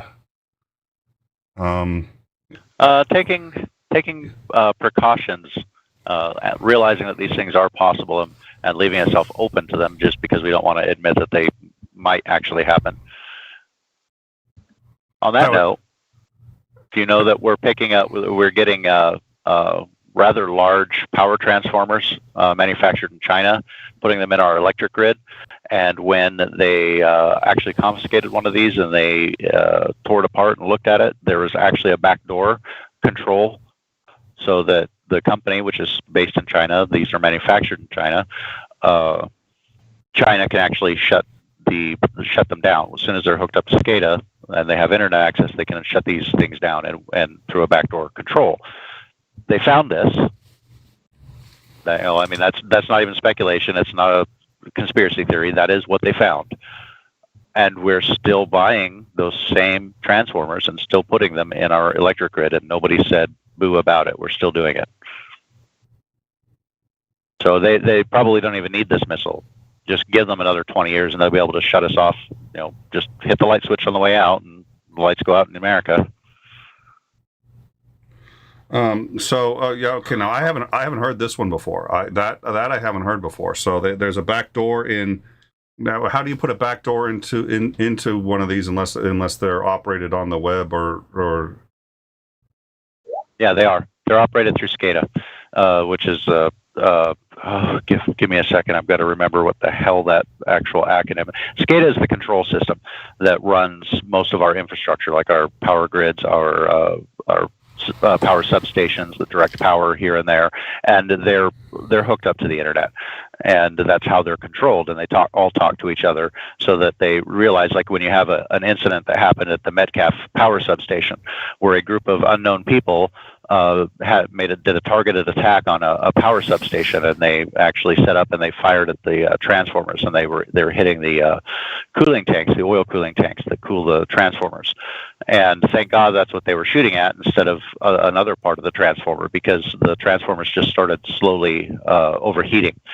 And the main power station, which was something like 60 miles away, was able to detect that these transformers were overheating and were able to redirect power around the Metcalf substation and avoid a cascading collapse, which would have taken out power to most of the southern half of California, and it would have taken them weeks to get it back up.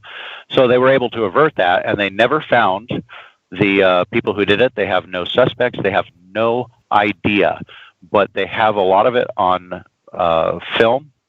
As far as, I mean, it happened at night, so they can't actually see the people, but they can see them shooting the power transformers.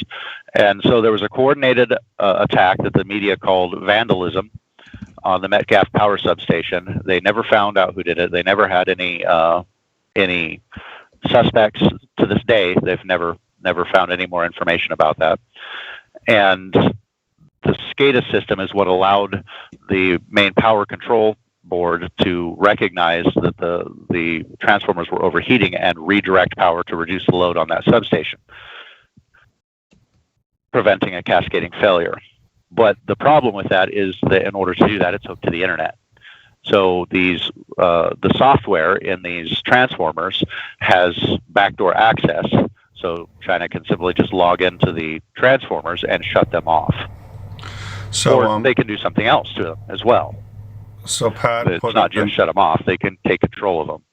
And the other problem with Skype, and I think everybody's experiencing this, and for this I apologize too. The Teams has like 1/4 of the lag that we're experiencing here, but it's difficult for us to communicate. We keep talking over each other, so I do apologize. But Pat dropped this in the internal chat here: how America's power grid is vulnerable to undetected cyber attack. And I've been glancing at it. I haven't been able to really read it because I just want to keep an eye on the show. But it seems to suggest something about. Yeah, the transformer was pulled because of fears of a backdoor, which could be activated by a Chinese manufacturer. But it seems to also say that in 2019, Trump signed a law that would prevent us from purchasing any more of them. Now, Pat, have you actually read this article, or because I'm behind on it. Yeah, but I don't really know the status. I'm taking the article at face value back from May, right? So if that's currently still our position or not. The other thing I would just say is it does show that although it got very little attention, it's correct. I mean, we're more vulnerable than a lot of people want to just sit there and think. And I think it's good that these issues are being brought up here on this forum. And this is Forbes, by the way. So I mean, the article is it's actually I think it's January Forbes, and it's discussing this exact thing and seems to talk specifically about that back door. It looks like we aren't purchasing any more, and maybe trying to remove them, but that back door does seem to be a problem, and it does. So this article it's called "How America's Power Grid is Vulnerable to Undetected Cyber Attack" by Lily King, and it is January 29th, 2021 in Forbes. So I'm not going to actually read it right now because I want to pay attention to the show, but it seems to be talking exactly about this. I don't know the details, but all right. Well, thank you, Pat, for dropping that, and thank you, Zandring, for that, because I didn't know that like I said, I'm glad we're able to discuss this, and I think this is a good forum to discuss it. I do want to keep grounding in, and one of the things. So there's an argument that I make a lot, and I get in trouble for this. I wrote an essay. It was called "Why I Love Sweatshops," and it was a tiny bit inflammatory, but my argument was that, at least at the time, and this was about 10 years ago when China was in fact not able to feed its population, the alternative to sweatshops at the time was starvation. And the sweatshops had guns at the turrets, they had barbed wire, all this other stuff, but it wasn't to keep the people in. You could leave anytime you wanted to. It was to keep people out. And the reason was people were starving to death, and there weren't enough jobs for people, and kids were working as slave labor because they could bring that money home and the parents could actually feed the family. And there were stories about kids who couldn't get up and use the bathroom. True, false, depends on your perspective. The bathroom doors were in fact closed. They didn't want to lose a second, so if you got injured, were cut bleeding, you needed to still work. If you wanted to, you really could get up and leave. But your job would go to somebody else, you wouldn't be allowed back, and you would risk starving to death. This started when I had seen a woman who got together with her church, and they had successfully closed a sweatshop in China. And I'm sitting there going, if you understood just a little bit below the surface where it looks terrible, and it is, if you had bothered to ask any of the children there if they wanted to stay or go, they all would have said stay. And you have to stop and think for a second about how fucking terrible your life has to be that your answer would have been stay. But if their answer would have been stay, then we have to figure out how to solve the sweatshop problem without just shutting them down, because that's fixing the symptom, not the disease, and your people are still dying. The kids in that sweatshop, some of them died. I know that just statistically. So she was all proud of herself for closing a sweatshop. I said, you got no idea what you've done to these people. You want to close the sweatshops, it's real simple. Free trade with China. Free trade with China. Because what happened, and yes, that does hurt the U.S. some, because because they don't have the same labor controls, because they're not fair to their employees like we are, at least fairer. What happens is they are able to produce goods much cheaper. We lose the ability to make those goods as well. We can't compete, but we start buying the cheaper goods. You end up, hopefully, well, no, eventually over time, you'll end up with a state of equilibrium. You'll dramatically raise their economy. You'll lower ours some, not a whole heck of a lot, because there are some benefits, but yeah, it costs us something. But now you fixed the problem. If you want to fix the problem or feel better about the problem without actually sacrificing anything, then start a campaign, go over there, shout, hey, we closed it, and there you go. But you haven't sacrificed anything. No other Americans have sacrificed anything. And golly gee, we're Americans. Why should we have to? If you really want to fix the problem, free trade, free economy, they will see massive improvements. We'll see some net decline, improvements in some areas, decline in other, and there will eventually be a state of equilibrium. But free trade, usually for the most part, rises all boats, and is another reason, and I think Pat brought this up, it's not just between us and China, but us and everybody. Free trade stops war. Free trade stops war. It is the best weapon we have to stop war, and it's the reason China did not obliterate us in 2008, which they could have by calling in all our debt, because our economy was so fragile and we almost just lost it anyway. They could have if they wanted to. They didn't, because they need us to have a good economy. And the stronger our economy with every other country, the less likely they are, and they may sit there and rattle their sabers and talk about how much they hate us, and Iran may do that, but Iran wants our products. If we make products that other people want, their governments may hate us, but their people won't. And as long as their people won't, usually we're reasonably safe. China won't want to eliminate us so long as their economy rests on us surviving, and that can only happen if we're in trade. Trade helps everybody. And the founding principle of trade, then I'm going to shut up, is real simple. This is the simplest explanation of trade. I have too much of one thing, not enough of another. Somebody else has too much of that other and not enough of something I can give them, and then we trade. And it's one of the very few games anywhere in life, in economics. It's not a net zero. It's actually a net plus to everybody, because I've offloaded stuff I make way too much of and don't want, given it to somebody who really wants it, and they've given me something I need in return. It's a net plus for everybody, and that's how we export our culture, and that's how we stop war. That's the easiest way to stop war. And it's good for everybody. But we don't want to do it because we want to teach China a lesson. We don't like how they act. Well, every time we've exported our culture, it's been infectious. Look at what happened to Japan. A generation ago, they were terrified of our culture, and they were terrified of what American culture would do, and we want to keep Japanese culture. And now, they are basically as Western as everybody else, because we won culturally. Anyways, enough of the. I get a little. The fact that we worry so much about trade with other countries and what it's going to do to the U.S. And yes, in many cases, it really does hurt people. But the net effect is a positive for everybody. End of spiel. Since everybody's okay, now that you've ended your spiel, you have to read the super chat. Yeah. So, okay, now I'll do that. That lag is really Jesus. Okay, so yeah, we got a super chat, $4.99. Constellation Pegasus. What do you guys think about the protesters burning down cities and tearing down statues And stopping, scrolled right off my screen. What do you guys think about all of the protesters burning down cities and tearing down statues stopping when Trump left office?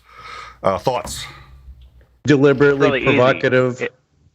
It didn't. It didn't. Well, the rioting and burning of some portions of towns, cities, that's mostly stopped, but that was tied to a specific incident that we haven't really, the media hasn't gotten another big one up since then. But, tearing down of statues hasn't stopped. I mean, just a little while ago, there was a statue of Thomas Jefferson that was voted to be removed from the courthouse. I wish I could remember the name of the town. I don't. I'm sorry. There was another statue that just came down recently in the square. Only that one was probably one that probably should have come down.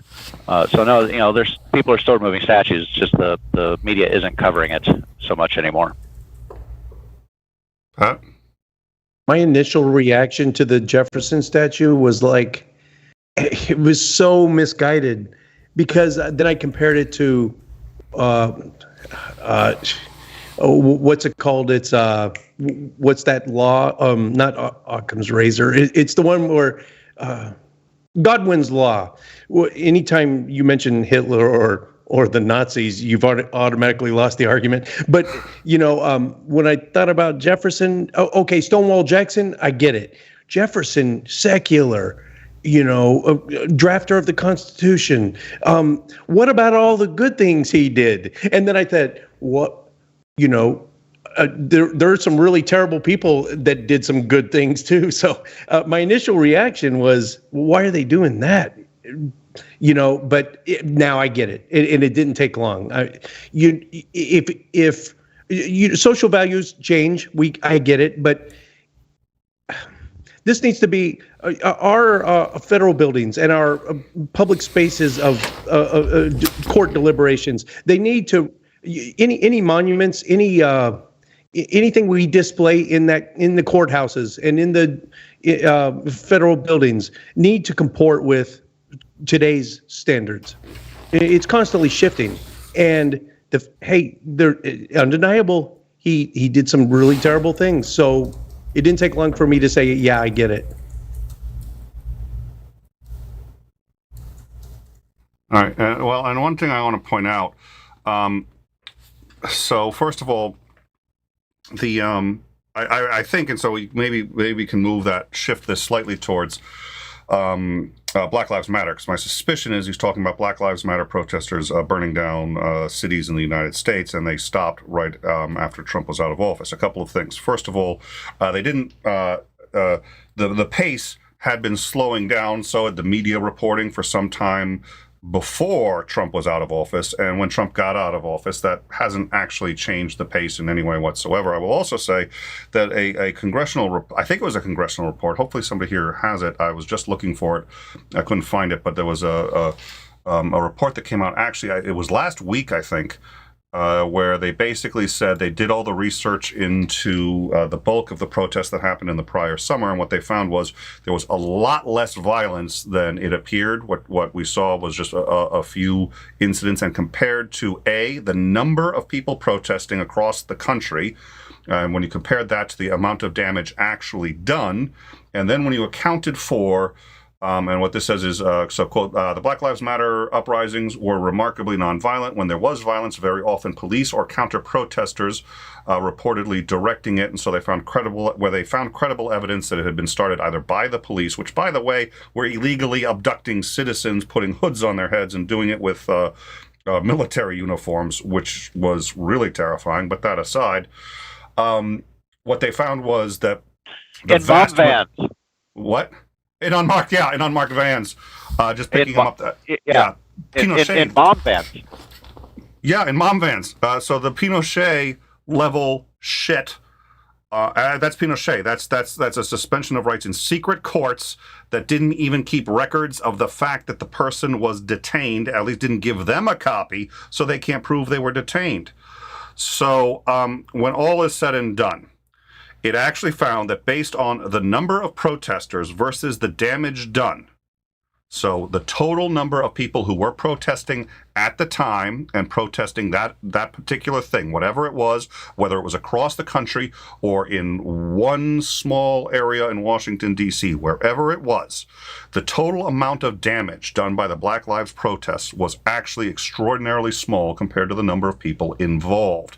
However, the amount of damage done on January 6th is the exact opposite. It was very high for a relatively small number of people.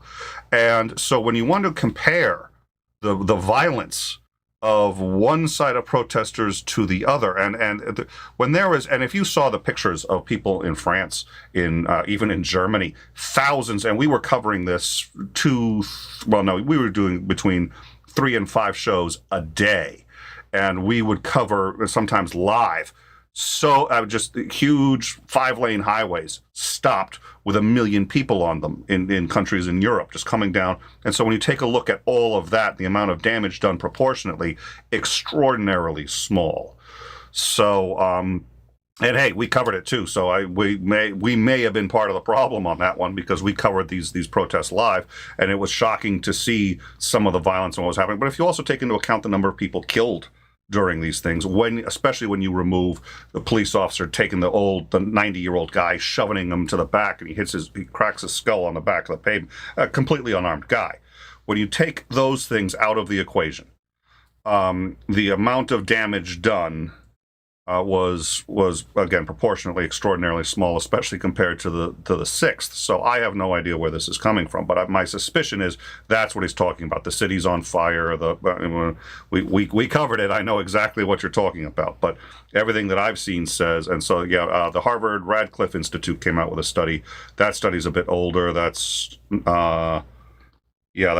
a little while ago. But there's another one, and every study that I've seen says they actually were very nonviolent compared to most protests. We did see it, but anyways, there you go. Now I'm just repeating myself.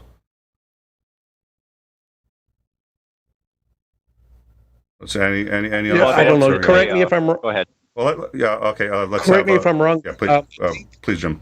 Oh, I'm sorry.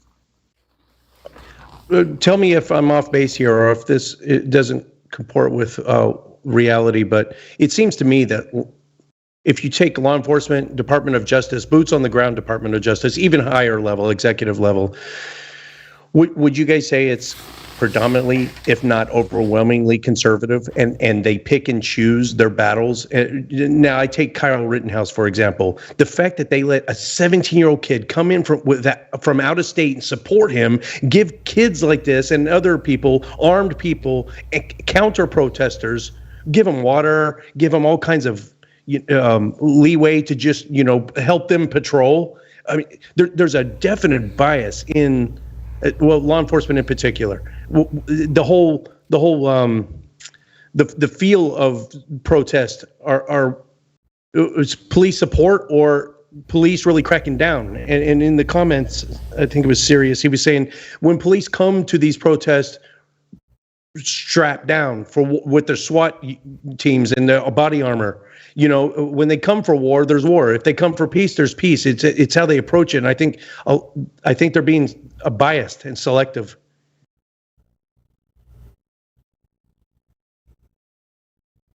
I obviously have an opinion, but I want to make sure Xander and Pat got a turn. There's also, a pretty well-known phenomenon where things can appear to be far worse than they actually are because of especially media coverage. It's like the perception over the last. Now this was done a couple of years ago, so it's changed a little bit since then. But the perception was that for the general population, when they polled them, they thought that violent crime was rising, especially gun crime was rising. And the fact of the matter is that same period of time that they asked about, violent murder had been cut in half. It was like 47% reduction in homicide. So, the reality versus the perception was vastly different. And a lot of that has to do with what the media, focuses on. There's a hyper focus on something and it seems to be a huge problem. And the reality is the problem's been getting, less and less significant over time. And I think we run afoul of that, especially with a lot of the reporting on some of the protesting going on in the country. Anytime there was any kind of violence at all, there was a hyper laser focus on it, and it was shown everywhere. And so you get this perception that there's massive amounts of violence everywhere in the United States. The whole city is burning to the ground, and that's not especially true when you actually look at all of the data that they have on it. So, it's not a new issue. That issue applies to several different aspects, not just this one.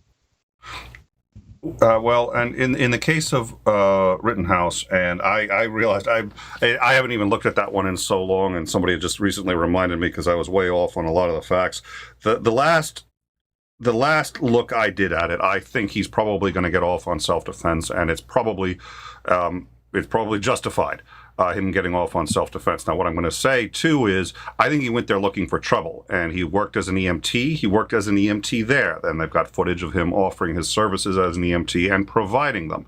However, he was also heavily armed, which EMTs are basically never armed for so many very, very good reasons. And he was only 17 years old. So you got a 17-year-old kid who went down there, and I really think he was looking for trouble. And if you go down there armed like that, you're probably going to find trouble. So was he, he did find it, but it looks like he was actually legit straight up attacked several times first and defended himself, attempted to turn himself in at least once. So at least that's my my understanding of it. So, and I'm sure I'll get corrected by people as other details. But all that aside, we okay. There's a question about the media blowing it out of proportion. Now I just lost my train of thought. Oh my God, we okay. There's Rittenhouse. Oh, well, okay. So we saw a lot of footage of. We know there are many times that police violated their own rules and procedures. One of the best examples, and we covered this one. Okay, so, oh, yep, okay, sorry. I've got to stop. What happens is I get distracted when I look at the live chat, so I got to stop looking at the live chat until I'm ready. We know, for example, when Trump just wanted a photo op, there was no other reason to do it. He ordered the clearing of the area in front of the church right outside of where he gave the speech in Washington, D.C. Now, we were told by the press office of the highest office in this country that it was peaceful, that they didn't deploy tear gas, and they outright lied to us. We carried that here, and we actually showed, both from the police side and from the protesters' side, when the police fired first. And we just saw the police preparing, and then they're sitting there going, "Are we ready to go? We're ready to go? Great!" Boom! And we just saw the other side as people are hitting, as that the Australian camera man got hit in the face, got the camera punched, got the whole 9 yards. And I'm sitting there going, when this comes back as violence, it's going to be, quote, the protesters. And there was a female, I think she was a bishop at that church, and she said none of them were violent. They didn't have to be cleared violently, and they actually had the legal right to be there, but Trump wanted a photo op. And so she was handing out foods and sandwiches in front of that church. And she was one of the other people that was gassed and forced to leave so he could do his photo op. Now, this is just the order of Trump, who I think everybody recognizes was unfit to lead. But the reality is he was also the one that had these secret teams running around and tried to get them cross-country, picking up people just suspected of doing something wrong. And they were targeted pickups, which they also denied. They said, we're not targeted. Oh, no, they had been tracking the very first one that they picked up in the mom van through the hood over the head. So we can't trust what they're saying, and we always, you should always take whatever the government says with a grain of salt. But under this administration, the police are being encouraged to lie. The Capitol Police are being encouraged to well, when the Capitol Police try to tell the truth, let's defund them. And I don't mean in the Occupy Wall Street sense. I mean, let's take away their money so they can't go sit there and say what really happened which is what's happening. As they say, we'd like to testify, they're being shut down. So by Congress. So, a long story short, there was a second super chat. Well, yeah, way too late for that. Nobody came to in time because they want to get a long story short. So we got another $4.99 from the same person who was Constellation Pegasus. So the media was blowing this way out of proportion. I don't think they were, first of all, necessarily doing it, but keep in mind the media has a vested interest in blowing this out of proportion because that's what gets you to tune in, and then they can sell that time for advertising money, and they get eyeballs. If you're not watching, they're not making money. So they're going to do what it takes to get you to watch. And everybody's constantly pushing, what's true. Yeah, if it bleeds, it leads, says Jim. He's absolutely right. If it bleeds, it leads. They're pushing constantly the envelope of what's honest and integrity and what they can get away with to get you to watch. Fox News gave up on that a while ago, which is why they're not even one of the reasons why they're not a registered news source. They can't be. And they made the argument that nobody could ever possibly believe anything Tucker Carlson says. That was the argument they made in court, and they won. He is a pundit whose job it is to opine on it, but they make it seem like he's a news anchor. And then he can say all this stuff and get everyone. That's why we're more polarized than we've ever been at any time since the Civil War. So if something's on fire, the media is going to show it to you, and they're going to show it to you in as close up a way as they can, and they're going to say, oh my God, we're here, and there's a huge riot going on. It doesn't mean that there's a huge riot. You don't know. There's no way to know. You want to know what's really killing people in this country? 42,000, yes, Xandering, 42,000 FYI, people in this country die every year on our highways. 42,000. Most people don't know that. Why? Well, because they're trying to find things that are a lot less mundane, and nobody really cares about, somebody dying on our highways. Now, if there's an accident, the local news can cover and say, oh my God, this is why seatbelts are so important. Okay, fine. But that's out of proportion in the other way. People are dying on our freeways all the time, and most of us don't really think it's that big a deal. 42,000, there were 9,000 who died on September 11th. So, I think it's very difficult to have a sense of proportion, and everybody's biased. That's the other. I'm biased. Everybody on this panel is biased. The media is biased. One of the things that I like to try to do is hang out with people who have the fewest biases. But then I find myself very quickly trusting everything they say because I say, "Oh, they've got the fewest biases," and now I've just added another bias. You can mitigate your biases.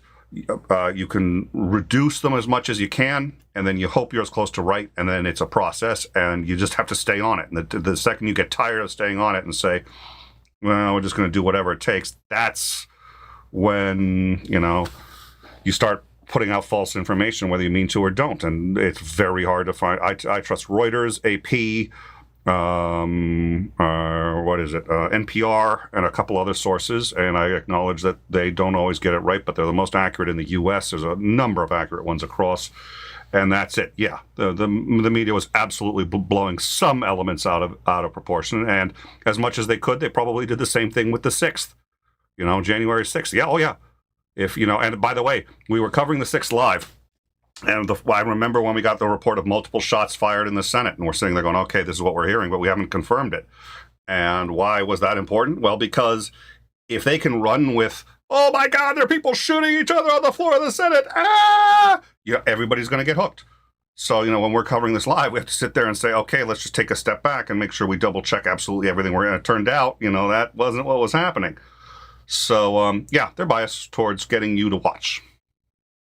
Thank you for the super chat, by the way. I do appreciate the super chat, and we always spend at least a little time on super chats. But that was a good question. Those were good questions, so I really do appreciate it, and I think they were worth the time. So, does anyone else have any comments on that particular topic or on anything else? And I figure it's now about 11:50, so I'm thinking probably within about a half hour, try to wrap this up, if that sounds good to everybody. But any other questions? Nicholas, unfortunately, I'm going to have to bounce out. But I would like to say a quick final thought, though, if I could. Please. Okay. Tomorrow, I'm going to be on Keto and Crime talking about our top 25 horror movies and discussing why. The next day, I've got Dave Warnock on my show, the author of Dying Out Loud. Death, uncomfortable topic, scary to many. So horror movies, scary. Death, uncomfortable and scary. And I've been girding myself for, this weekend. It's going to be uncomfortable subjects or, / terrifying. I was not expecting this show to be more terrifying than those two could possibly be. Jesus. You're welcome. Yes. It's a lot. It gave me a lot to think about. And thanks so much for having me on. Anyway. Yeah, exactly. Thanks for having me on, Nicholas, and hopefully we can make it a more regular thing. We won't go years without seeing each other again. And last time you and I actually really spoke. Yes, Jake, we've got room for one more. Hop on in. You've used the link before, so you should be able to just pop in on your own. If you have any issues, let me know. He's going to get this we're now like 5 minutes lag, so he's going to get this in 5 minutes. Let me just I'll tell him in the live chat. But yeah, well, of course, and then you and I think one thing that happened was right when you and I just started talking, you decided you were going to take a hiatus. You weren't sure what you were going to do with the channel. And then by the time you had sort of sorted that out, I mean, that was a while ago, but by the time you sorted that out, it's like we were just going off in a different. So you and I have never, I'm really glad you managed to come. We are going to just get, the goal is to get a permanent link and, just having, right now it's the live at In Time show. So yeah. But that's Skype and we're moving off of it. But don't let me being a technological... Yeah, don't let me being a Luddite cause you to change your format. And, I probably, if I couldn't work out Microsoft Teams, a new platform, whether it's browser-based or not, if I can't work it out, I can't work it out. But don't switch to a substandard platform for me next time. Well, it was last second, and I was worried we wouldn't be able to get you in if we didn't use Skype. So and I'm glad we did. I wasn't. So we were just. I'm glad we got it figured. And next time we'll be back to Teams. We'll have the link for you, and we'll be all set. But thank you so much for coming by. Was there anything else? So we're going to call this. We're going to horror time. I don't know. We'll come up with some name. But yeah, sorry, didn't mean to. Welcome to the show. Glad you came. No, it was really enjoyable. Thanks, buddy. Let's do it again. Absolutely. All right. Oh, and I just saw Jake for a split second, but I think we lost him. I'm going to have to go through the... All right, so... So where were we? I think somebody else was saying something else. Jake wants to come in, so he'll be in just a minute if he's not in yet. Yeah. I got a question for you, Nick. Go ahead. Oh, please. I got a question for you, Nick. You made a comment a couple seconds ago, actually probably a minute ago now, that this is the most divided we've ever been since the Civil War in U.S. I was history. wondering. Do you actually have statistics for that? Because I think you might be mischaracterizing quite a bit. Look at the U.S. labor movement, the violence between 1900 and 1920. These are the kind of things I think we should really take a perspective on. I'm not saying I'm right, because I haven't looked at it. But I am remembering that there's actual times where we've dubbed things massacres just in the labor movement, where federal and private security, governmental and private law enforcement and private security were used in violent, extreme ways that resulted in serious numbers of deaths. We're talking about, again, I'm not making any apologies for what's currently happened, and I won't defend law enforcement for the most part.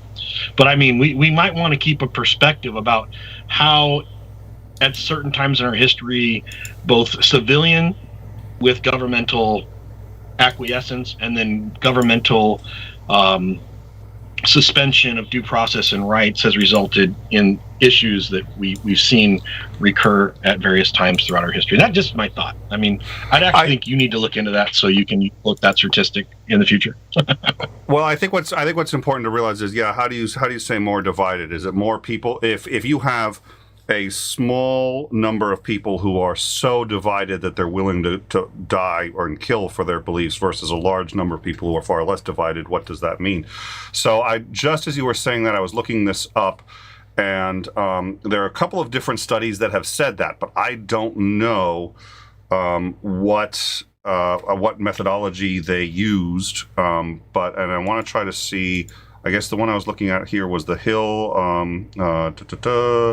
Yeah. And the problem is I have an ad blocker, so it takes an extra time. I got to shut it off for each of these sites now because they can detect the ad blocker. And then, so let's see. I don't know where the Hill's getting. Okay, there was a Politico Morning Consult Survey found. Okay, no, that's not it. Okay, I'm going to have to look for it. I want to see if anyone else says. So as I recall, there was at least 2 or 3 studies that have reached that conclusion, but I do not know their methodologies. So I think it's going to depend. Okay, there's a Pew Research divisions along party lines have reached record levels on issues like immigration, issues like Gallup, and then this is. Okay, Gallup's 77% of Americans at least perceive the nation as divided, according to a Gallup poll. So I'd have to look at it more, but I think it's a good question as to what do you mean by divided. Let me see if I can see this survey. Okay. Well, Trump was the most divisive president in modern history. That much I didn't need a survey for. I'll have to look into it, or somebody may drop it in the poll. If yeah, I think that's a fair question. So let me look into that. We have Jake 4D has joined us. Jake, how are you? I'll get you a window. Give me a sec. I'm good. How are you guys doing? Oh, we're doing good. Talking death, doom, and destruction. Awesome. Everybody's favorite topics. Yeah. Well, when you started talking about the hypersonic flight missile, it just reminded me of an article I'd seen in Scientific American. I think it was in 2004, 2005, about the X-43, or possibly the X-43A. In 2004, NASA tested that as a hypersonic vehicle. On its 3rd flight, it reached Mach 9.6 something, over 9.6, at an altitude of, I think it was 110,000 feet. But after that, the program continued in the where was it? So there's a Boeing X-51 Waverider. That one reached at least Mach 6 something. But yeah, the program continued at least through 2013. If we don't have a hypersonic missile, I'll eat my hat. The thing about hypersonic flight with a jet is you have to land that jet. A hypersonic flight with a missile or a missile defense, surface to air, you only have to make it last for a few minutes, if that. If the missile's close, it's a few seconds, like 30 seconds. Because Mach 6 is 1.27 miles per second. So it's screaming fast. You only have to intercept that missile or intercept that plane, and you only care about the heat for anywhere from 30 seconds to 6 minutes at best. So when we're talking about missiles, it is a problem. Don't get it's a very complicated, very intense problem, but it's only a problem for a short time. So I would very, very, very much be surprised if we didn't have some sort of a hypersonic missile, probably even missile defense that's in deployment right now. While I was looking this up, the first hypersonic flight, or the first hypersonic human, was astronauts returning, but the first powered hypersonic flight was the X-15 in 1967. The Lockheed, or the what is it, the F-111, the Flying Diamond, was originally slated to be a hypersonic vehicle as well, or at least developed at the same time. I'm a little confused there, but yeah, it was the thing that some reports are saying, hey, we don't necessarily need hypersonic right away in the 70s. So The technology is there. We have vehicles that have reached almost Mach 10. We're going warp 10. But yeah, just make sure you don't pass that, because if you do, then you start turning into lizard people. Right. And that's right. I forgot about that. Yes, that's right. Oh, and that's a scientific. Yeah, that's yeah. I forgot about that. It's okay. In 50 years, we'll reclassify what Mach 10 is, and then you could go Mach 15. I was gonna say, you got to reclassify watch out for lizard the people reverse because time that's paradox. Speciesist, but okay, Xandring is a conservative, so I guess that's what I expect. So here's a question. I mean, they were people, and then they turned into lizards. So, getting a little freaky with the captain is kind of creepy. You're talking the one, and then Chakotay, and then oh dear Lord, I thought you were talking a different one, and I blocked that one. I blocked that one. Yeah, it was Tom and the captain. No, it was Chakotay. I think it was Chakotay and the captain, at least the one I'm thinking of, and they're lizards, and then Chakotay apologized. It was Tom. No. Really? No, it was Tom. Tom broke the warp 10 barrier, and it caused him to start mutating into a lizard, and then he kidnapped the captain and got in the Delta Flyer, and they took off at warp 10 again, and then they find him finally chase him down on this other planet, and they find them both these lizards with baby lizards, and it's a really creepy show. The Chakotay and the captain, that was when they got infected by a mosquito on a planet, and they had to go back to the Vidian, the ones who have the phage, like the melting face, and get the cure to the virus from them. That was much earlier. But they were lizards, and then they were both of them on the bridge of the Enterprise as lizards. They were on they had 4 legs, and right? Am I misremembering this? And then it was Chakotay, and then Chakotay apologizes in the end and says, "I'm sorry for any advances I may have made on you." And she goes, "Well, how do you know it was you and not me?" That was you're mixing them up a little bit. That was the Warp 10 episode, and it was Tom and the captain. Wow. Okay. And they had 2 legs and a tail. All right. Well, you know what? Okay. Like I said, my memory's really been having issues. So I guess, wow, I am really getting disappointed at how much shit I'm remembering incorrectly.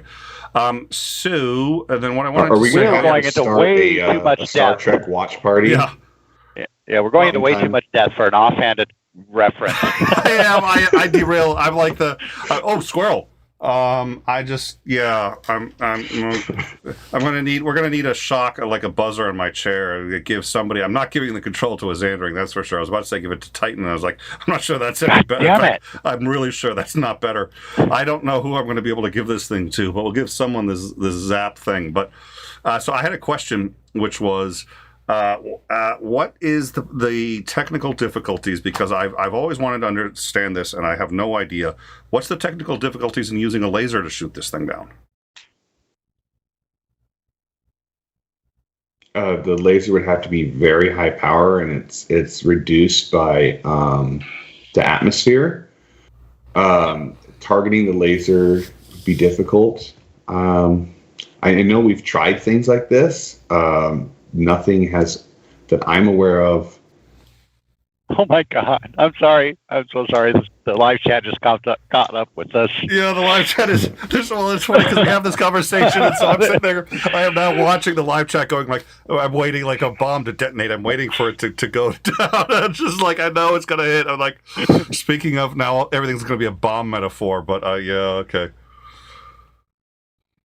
Little known fact is that the reason most people are in this call is to get rid of the lag. Yeah, that's so you could catch up to. I really was. It's not. It was totally me. It's just Jim had no other. Skype was the only one he was going to be able to use, and we had never. I'd been wanting him to come on for a while, and he was supposed to come on 3 weeks ago. Couldn't do it 2 weeks ago, so he comes in, and we're getting ready for the show, and it's like all he can do is Skype, and I'm just like, okay, we're switching back, and it's just, and now it's the audio. Everybody's been so patient with it, and I appreciate it, but it has, oh my God, it's been wreaking havoc on the back end. So, so we were talking about that. Yeah. So the laser, I know you're going to have to, you're going to have a problem with the atmosphere. I wonder if you could put one in space. I mean, at least ICBMs, basically break orbit, and then so we tried to get Space Force up and running to. That was Star Wars. That was the original Star Wars is the space laser. That's right. I forgot about that. Yeah, that's what Star Wars was for. The plane with the big radar dish on the top. Yeah, I forget what it's called. AWACS. AWACS, yeah. There's an article I saw in one of something like Scientific American or Popular Science or something a couple years ago where they talked about testing a laser as a defensive weapon. So I don't. The article implied that they had success, but it'd take me a while to find it. So the Titan now on the left chat, as though I'd wait for you to give it to me. If he's got control of one of those buttons and he got it into my chair, that would explain a lot. That's what that noise is. Yeah, that's what the noise. That's what. Yeah, exactly. When I move and you hear that, that's really me. Goes, oh, Jesus! I just yeah. That's it.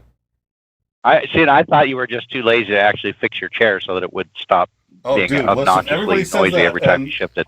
I had the WD-40. I brought it out. It reduced it by 50%. I don't want to. This is a really nice chair. I said, look, if I'm going to spend as much time in a chair as I do, I want to get a really nice chair. So I dropped $300 for a chair that I said I'm going to be able to use for like 10 years, right? I'm like, it's an investment, just boom.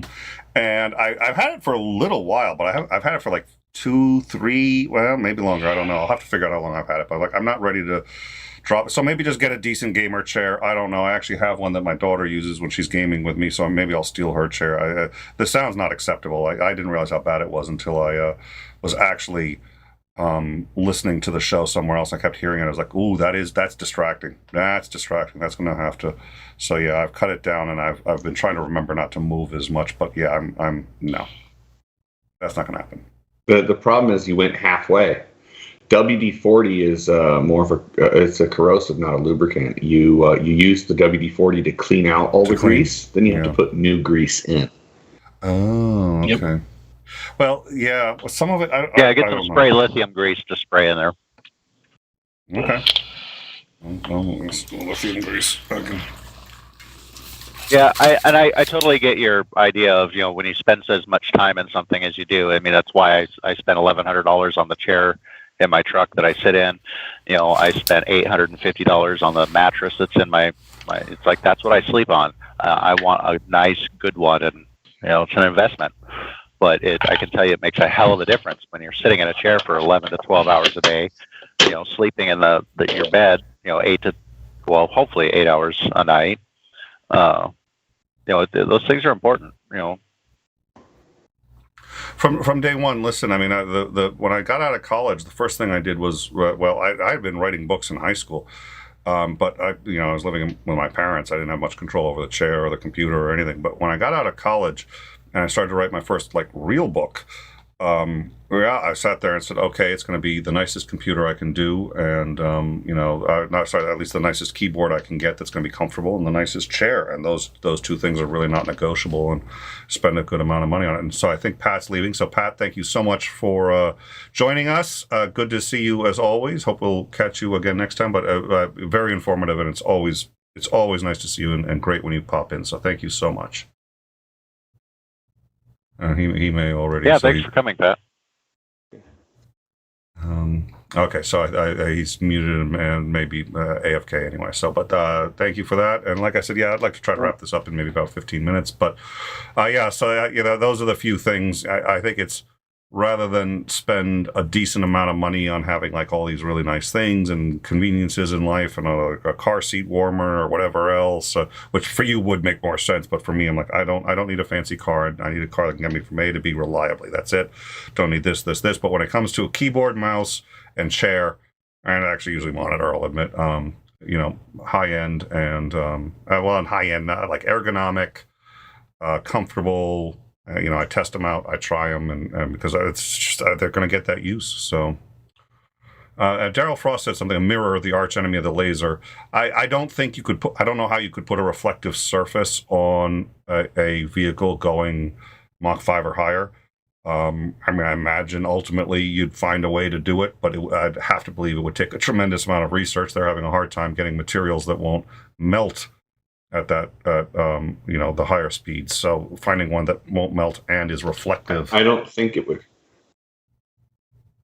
I don't think it would actually matter if it was reflective or not, because if you're talking about shooting down an aircraft, that laser is going to be so high, it's going to high power.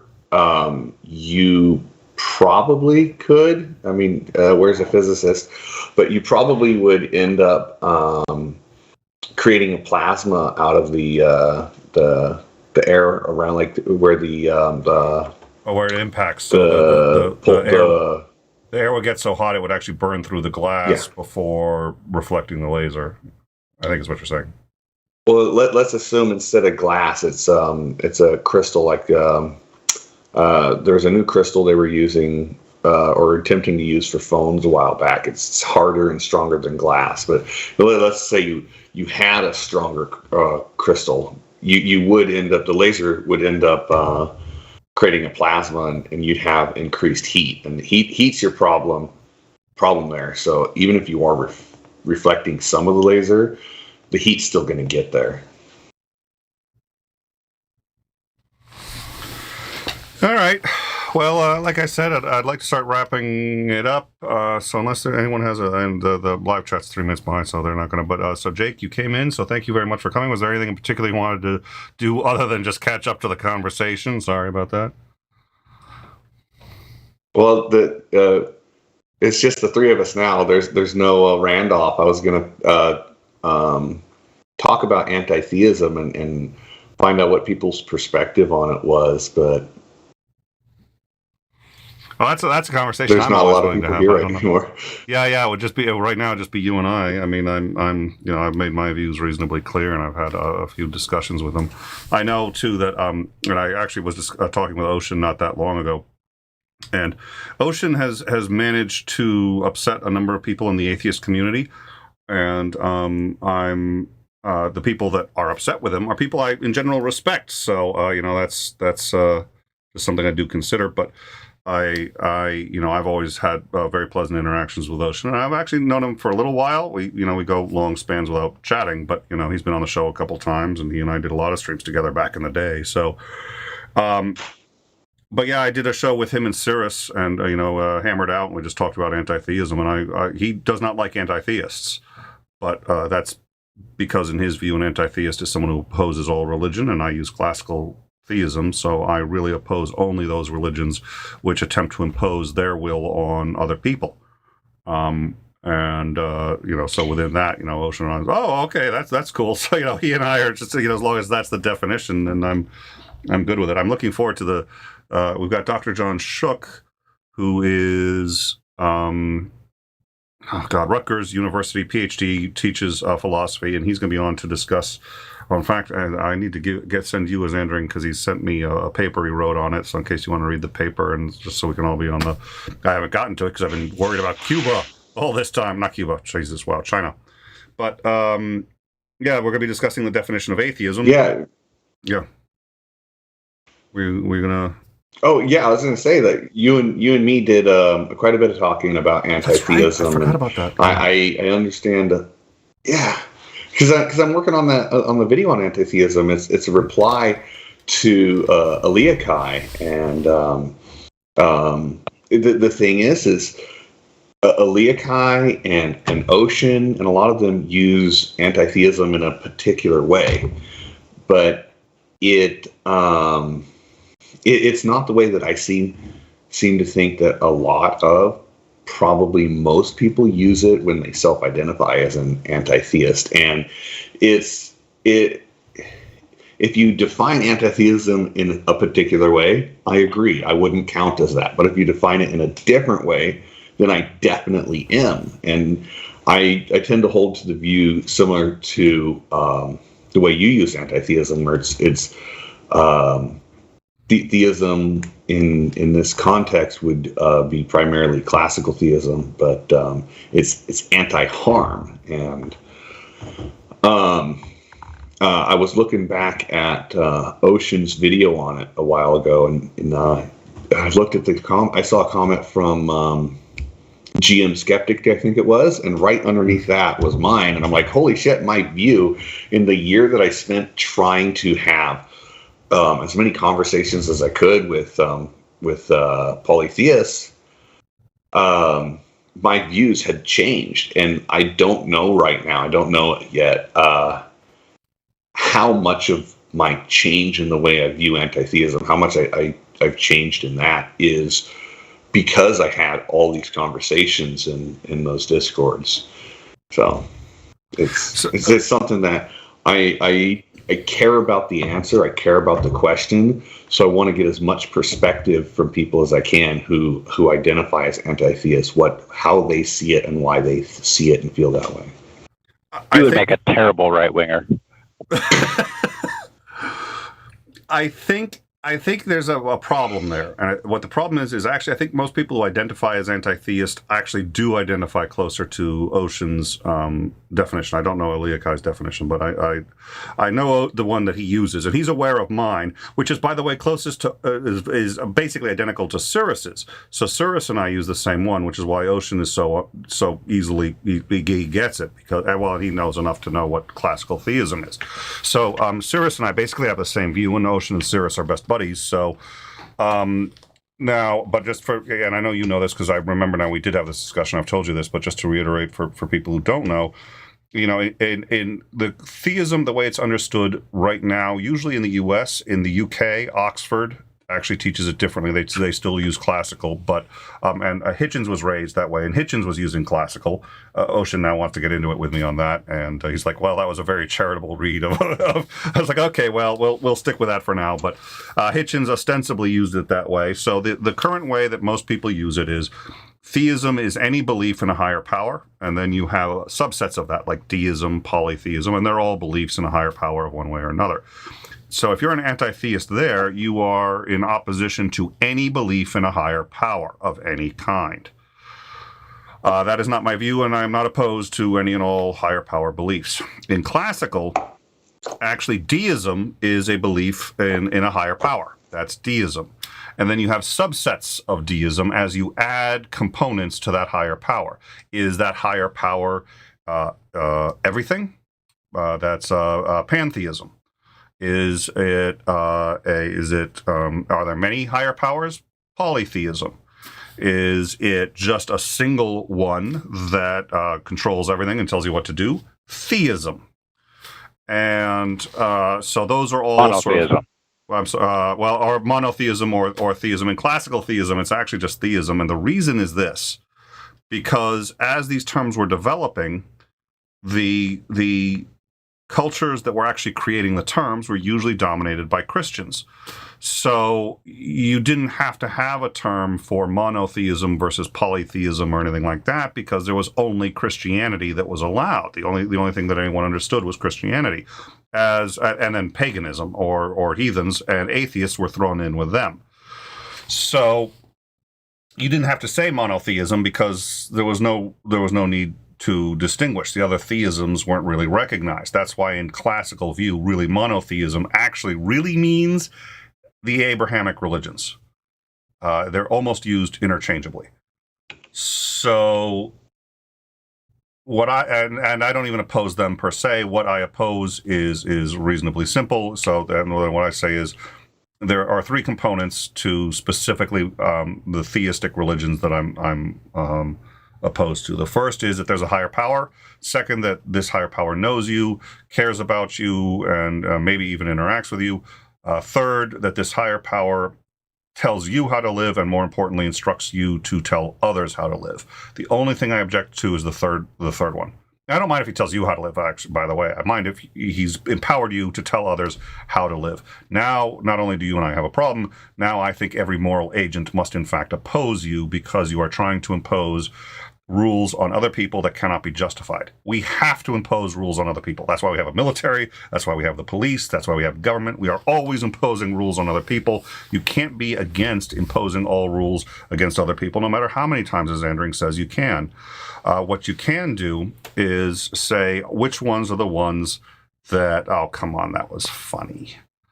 What you can do is say that you can only impose ones that can be justified on some rational grounds. Okay, no theistic impositions based on theistic warrants can be rationalized. If they could be, it wouldn't be theistic anymore. So that's my objection, and that's solely my objection. And what you will find, especially when you look at the history of this, because Christianity was so brutal to pagans, to heathens, to anybody who believed anything other than what they believed, if that's your view of anti-theism, is just opposing that kind of law, which usually comes from the Abrahamic religions, that's where you have the biggest problem with it. You'll find most polytheists are right on board with you. So the argument that I make is anti-theists are shooting themselves in the foot when there are other people who oppose what we all hate about the theistic religions. They oppose it as much as you do. So why are you making an enemy out of them and saying, oh, well, you have an irrational belief? Congratulations, we all have irrational beliefs. So what? They are as opposed to the opposition of religion as you are. Why don't we admit we're on the same side and work together? I did want to clarify something real quick. Is Surus doesn't take exactly the same position he did when you had the chat on In Time. Anytime, and I've talked to him at least twice, and he's having a subathon right now. He talked to Ocean, and this came up as well, where Surus, as I understand it, I don't want to speak for him, but his. Oh, you're going to anyway? Yes, but I'm going to anyways, exactly. When you say but, everything before that, it doesn't count. But Surus has, he's changed to saying that anytime you bring up anti-theism, he says, if you define it as against religious harm, yes, I am for that. If you define it as against all religion, no, I'm not for that. And he specifically has to do it that way because a lot of people define anti-theism in the pagan community differently than everywhere else. And yeah, so he's going to be very specific about how you define anti-theism, and his answer is it depends on how you use that term. I would desperately stay away from religious harm, because that would include necessarily, unless you have caveats or modify that somehow, people who harm themselves with religion, whether they intend to or not. Alcohol is a harm. It's absolutely a harm. So if I said I'm against all things that harm people, that must necessarily mean I'm against people being allowed to drink alcohol. I think people can, within certain rights, and maybe ultimately, if you're for people allowing to commit suicide, suicide's against the law. I think it's a mental health issue. It shouldn't be against the law for that reason. But, if you're against people eating, I could say I'm against harm, so I'm against cheesesteaks. I'm cheesesteaks. I don't. Oh wow, I am getting tired. You know what I'm saying? I'm against steaks. I'm against eggs. I'm against anything that's said to cause harm. And if people choose to do this themselves, I have to oppose it. There are things that religious people choose to do that harms themselves, absolutely, irrefutably. And I'm not against that per se. I don't think it's a great idea. And if somebody wanted to have a chat with me about it, I might voice an objection. But I don't think moral agents have to oppose that. They do have to oppose the imposition of laws based on unjustified warrants of a higher power that cannot be demonstrated. If, by the way, and I have to say it that way too, because if you could actually demonstrate that God existed, I'm a divine command theorist. I think if God existed in the Abrahamic sense and he created absolutely everything, I think you're basically to the point where you have to do what he tells you to, because he created morality. There'd be no way to be moral but to do what he told you to do. So that would be my position if such a God existed. Since there's no evidence that I can tell, then what you have to do is assume he doesn't exist, or at least say until you get the evidence, we're not going to enact laws based on what people appear to have made up. That's it. So that's why I've always, and yeah, I've heard Cyrus say the harm thing. And I've never had that discussion with him. I'd like to at some point. I'll bring it up or next time I see him. But no, because then who gets to decide the harm? And again, that doesn't include harm to other people. And look, the Christians may come up with a law that is good for people, but if the warrant for it is not rational, if the warrant for it is something that cannot be rationally justified, if the warrant for it is something that appears to be, from what I can tell, imaginary or fictitious, I can't support that. I'm opposed to telling people what to do based on those grounds. Now, if there are additional rational grounds for what they say, so if Christianity comes up with a law that, or if Christians come up in support of a law that I have a rational defense for, then they'd be on the same side as me. I wouldn't oppose their laws just because they're Christians. But in order for me to support a law or to support a group or organization, they have to have rational warrant for what they're saying. It's that simple. And if they don't, they can believe whatever they like, but if they're going to impose it on other people, I am morally obligated to oppose them. Now, that's my view. I don't know if 𝐶𝐚𝐥𝐥 has a similar or different position. I am so happy that there are people out there that are interested in things like theism and anti-theism, because I simply am not. And that was the shortest opinion I have ever extracted from 𝐶𝐚𝐥𝐥. Other than no, I'm not going to repeat myself. All right, well, I don't know. Yeah, you do have a very good point about... You do have a very good point about how you define harm, specifically religious harm, because I should tell you sometime about the slippery slope that was committed against what somebody would define as anti-harm. But if you just take like alcohol and you just define alcohol as harm, sure, I'm against that. But I'm not against that in such a way that I would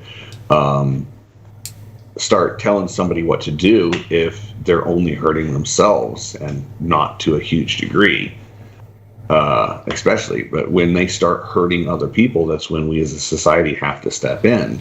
And so in a few short words, sure, I would be against all that harm too, but you can't act on that in every case. There's a limit to when it affects other people's well-being.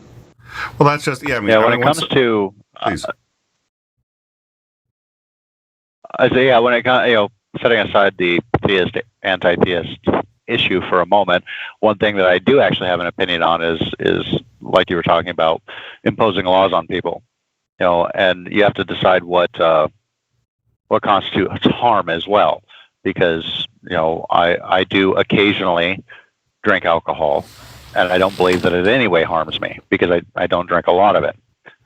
And there's some studies that suggest that very moderate consumption of alcohol can be helpful.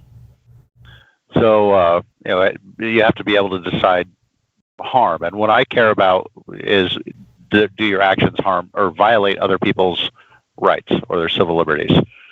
That's where I care about. If you want to violate your own, it's often tragic, and I think that we should, offer some help for people that are, engaged in self-harm. But as far as like making it illegal or saying, oh, this is a horrible, horrible thing and we need to stop, it's like, I'm only interested in really using, say, like force to stop it, passing laws to stop it if it's violating somebody else's rights. Well, and my concern is... I believe you should have the freedom to be able to hurt yourself if you wish to. I that's the one. I mean, I have a hard time kind of swallowing that, but the problem is I think you have to. So I think you're absolutely right. And I believe, I hate saying that. But so I think with the my concern is this: when people just distill it down to I'm against religious harm, that can be used to justify or say or do anything. You can become exactly as bad as the very theistic actions and commandments that I oppose. I have seen, there was a friend of mine who was a deist, and he had gotten cancer, it was very bad. He managed to survive the first rounds of treatment, which he was told he would not survive, and they were pretty sure he wasn't going to make it. He made it, and for a couple of years he was okay, but he started heading south again. And I remember he was on Twitter, and he and I had been talking, and then an anti-theist came along, and he had been talking about hope and how hope had sustained him. And the anti-theist was just like, well, hope's irrational. I was like, what the fuck are you talking about? And he just started hammering in on hope is irrational, and you have to kill hope, and you can't have any hope for anything. And it's like, well, hope can mean a lot of nope. It's a religious thing, and we can't be for any religious belief. And I'm saying, oh, look, here's all these documentations on how you have to have hope. People without hope start to just die off. The people who made it through Auschwitz, had hope. That was the only way to do it. And hope is an extraordinarily important. I have a thing about hope. When you pause. All right, perfect. It's a really critical part of the human experience. So, and then he just started badgering this guy who was now facing once again cancer, and he ended up dropping off the radar. He closed all his social media accounts, and it looked like he only had really a few months left, and so he was sort of saying goodbye. But I'm sitting there going, here is a guy who's a deist, talking about hope, and an anti-theist is so, well, we have to stamp out these things. And he thought hope was a bad thing because it was based on irrational beliefs, and all irrational beliefs are bad. And I can see, even though Cyrus, I know for a fact, would never do that, when this guy could easily say, and it would fall within the purview of, I'm against religious harm. Hope is harmful, and this guy's life in his last few months would be better if he were looking at things realistically, and hope can't. And I'm just sitting there going, that is so much. I was ashamed to be an anti-theist, atheist, any of those things, just because this guy was in the same group as me. I was like, have you ever looked at a mirror? Just asking. You have taken your eyes so far off the target of what the problem is, you have become the fucking problem. And as an anti-theist, I got to oppose you. So, and I got to point out to everybody, yeah, anti-theists can be just as religious, or at least have the same religious veracity. So, yeah, Xander, what were you going to say? So, yeah, talking about how you can't have hope, and it's like hope's kind of necessary. There's something in kind of the survival community. It's called the rules of three, and it's how it's not just a survival community. It's not doomsday survival theory, as in just like wilderness survival as well, just survival in general. It's got something called the rules of three. And they take a bit of liberty on the actual facts, but it just makes it a little bit easier to remember. And it's like, you can last 3 weeks without food. You can last 3 days without water. You can last 3 hours in adverse weather conditions. You can last 3 minutes without any oxygen whatsoever. And you can last about 3 seconds without hope. I like that. I want to have to. So yeah, hope is incredibly important. Well, and this was a really. I'm using this. There are a few other examples, and in some ways, this isn't a fair example. I mean, the other ones, one of the very first, and this is a story I tell all the time. One of the very first theists I ever argued with, eventually, it looked like I was really making headway towards deconverting him, and then one day he kind of took me aside and said, "Listen," he said, the female species won't even look at me. And I was just like, okay, I'm not going to correct that, but please continue. I didn't say that, but I was just like, the female species doesn't. Okay, the female species won't even look at me. My family hates me. I've got children. They won't talk to me. My wife divorced me all these years ago. I'm fat. I'm ugly. I don't have a job. I guess he lived in a trailer out in the middle of nowhere. And I said, the only reason I don't put a gun in my head and pull the trigger is because the Bible says I can't. He said, and you're taking that away from me. And what I realized was he really was pretty close to deconverting, and if we continued in any significant fashion, he'd deconvert, and it might easily be the only thing keeping him alive. So I'm sitting there going, okay, yeah, there's religious harm here, but if it's the only thing keeping him alive, I'm not the one who's going to make that call. I'm not going to continue trying to deconvert him. So I just think it's a much, and of course I'm sure Cyrus would argue something to the effect of net harm versus, but it's complicated. The one thing I wanted to say, Titan brought up a thing that, anti-theists, I don't think a number of anti-theists are toxic. I do think a number of people who identify as anti-theists are toxic, and here's why. I think the non-toxic ones don't bother coming up with the term, and they're against religion, but they don't study the craft of anti-theism. They don't read Hitchens or do anything like that. A lot of the anti-theists, the ones who engage actively as anti-theists and identify that way, at least a quarter of them, in my view, that I see on Twitter. Twitter is self-selecting for people who are interested in toxicity. But the ones I see on Twitter, I get the distinct impression that they didn't identify as atheists. They were atheists, but they didn't identify as atheists. They didn't care. They didn't, and none of this stuff. And then someone showed them Hitchens, and then they said, oh, shit, I can be belligerent to people, talk down to people, and be an asshole to people, and get away with it and be justified if I just say I hate religion. Whoo! I'm there, buddy. And just did it because they wanted to be an asshole. And then they go around and they're just doing it half to troll. And they're actually atheists, but they didn't realize that you could do a thing out of it. And they're interested in that. And so when you talk about social media and when you talk about people who are anti-theists, I think there's a lot of toxicity in that community, just as, by the way, there tends to be with theists too, because the average theist doesn't identify as a theist. If you went up to them and said, are you a theist? They'd say, what the hell are you talking about? And I said, oh, are you religious? Oh, yeah. It's like, yeah, I maybe I'll go to church two or three times a year. But, I do pray and I believe it. Okay, they're religious. They're a theist, but they don't identify that way. So I think there are a lot of anti-theists who don't identify that way, who are just, spectacular, awesome. But when they start to identify as anti-theists, and I've had to pull back how often I say I'm an anti-theist because I saw someone in the live chat point this out. If you identify as an anti-theist, you're going to get in trouble real quick, because the assumption is you're there to cause trouble, and I don't blame them for that assumption because my view of the quote anti-theist community. So the ones who identify that way, I tend to be a little weary of myself. But there are plenty of anti-theists who most anti-theists aren't there to cause trouble. But the ones who identify that way, that leans a little more towards the troublemaker in my experience. So to sort of wrap all that up wrap that up in a bow. Are there any other final comments, any thoughts anybody had on this or any other topic that we've discussed before we wrap this up? Yeah, Let's start with Xandri. The last thing you said about... yeah, again, the lag makes this really hard. Let's do a Xandring, and then Jake, please. Holy crap, the gamut of topics that we went through. It's like we can't really just stick to a generalized topic and discuss an umbrella. It's like we went from the end of the world and how close it really actually is to how different, how military ships are reported, to anti-theism, to, funky lizards on Star Trek shows, and holy crap, we went everywhere. Yeah, well, I thought you were supposed to run herd on this stuff.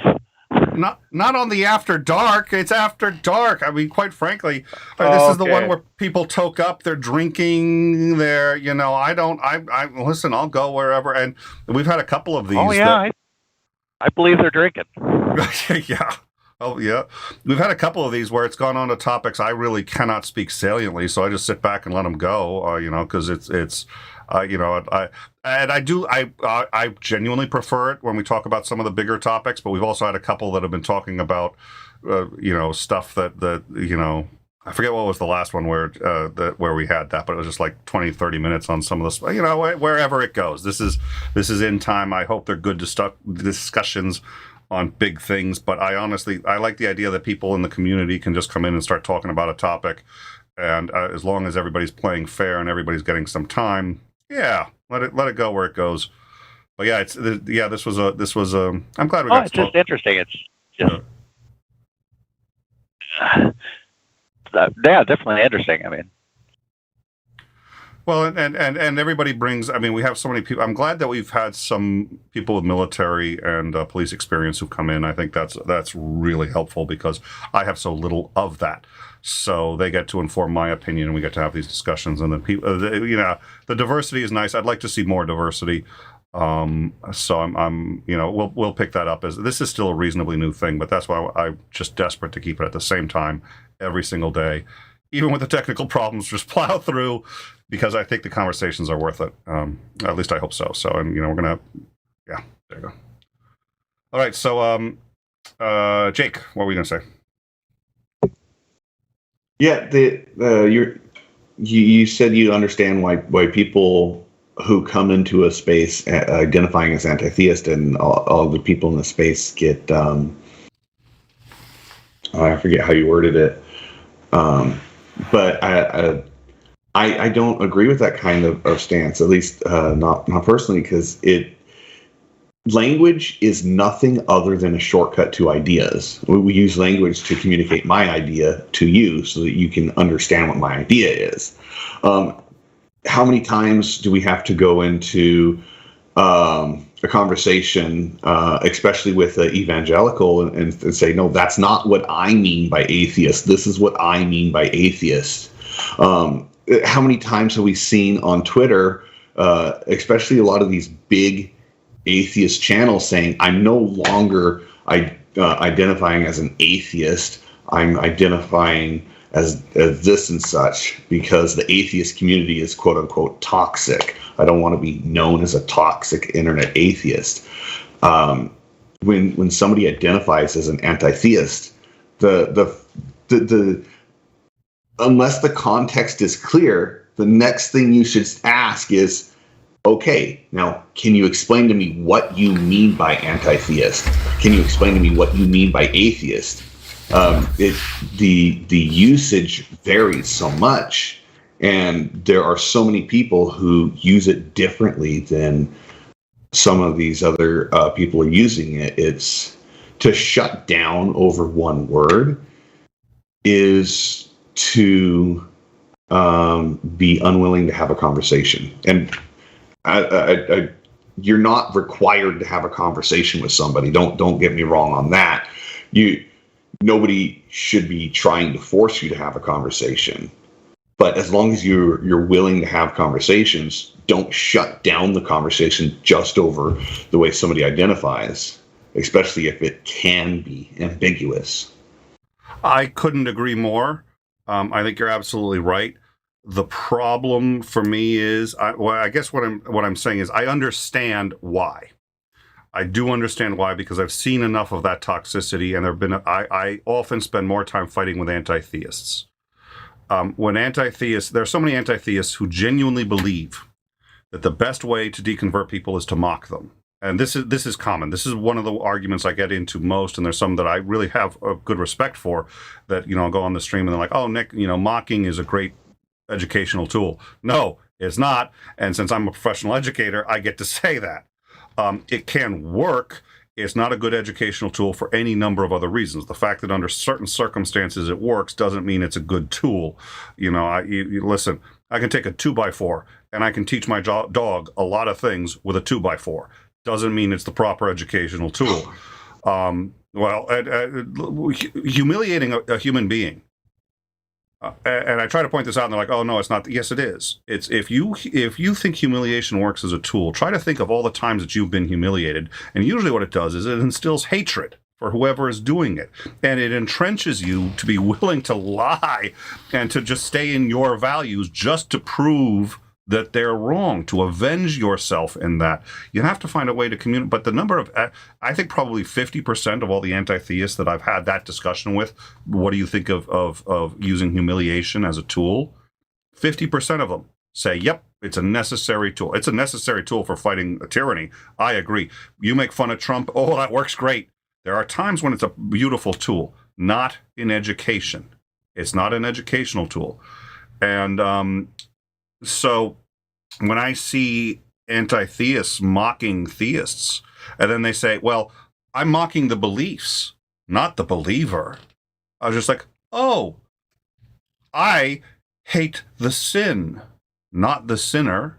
Sound familiar? And they don't realize it's the same thing. And I have to get into this argument with them, and they're like, it's not the same thing. Oh, fuck yes, it is. The same thing. It's an excuse to be able to bully and enforce your views on somebody without the. So That's just a discussion I end up having a lot. So I don't like the fact that when I say I'm an anti-theist, I get dismissed. And I don't think that's fair. But I understand it.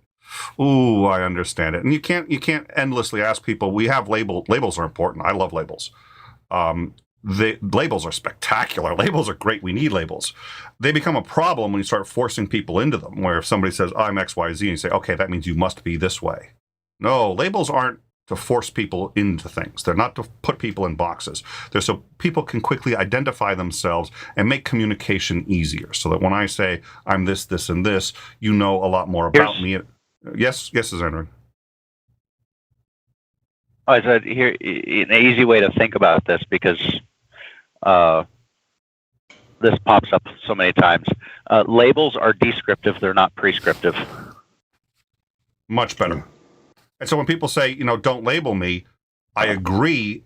People should be allowed to label themselves. I do also think that they shouldn't try to be provocative with those labels. Pick labels that are appropriate, because labels do have meaning, but they're for description, exactly. So, what was I going to say? Yes, please.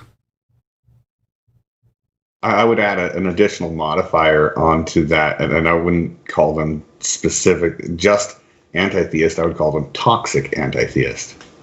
Oh, I think that's great. I like that. So, I think you can't, I could sit there and say, well, I'm an anti-theist. Well, what do you mean by anti and what do you mean by theist? And then we could do that. So the whole point of labels is to not have to explain everything, because each explanation, it's in an infinite regress. At some point, you have to hope that you guys understand where you are. And so what you do is it's a negotiation of the language. Language is a constant negotiation, and it's being negotiated all the time, and you can use shorthand with people but the negotiation never stops. It's just how fine control you have over it. So I understand why, as soon as I say that, they hit me with it.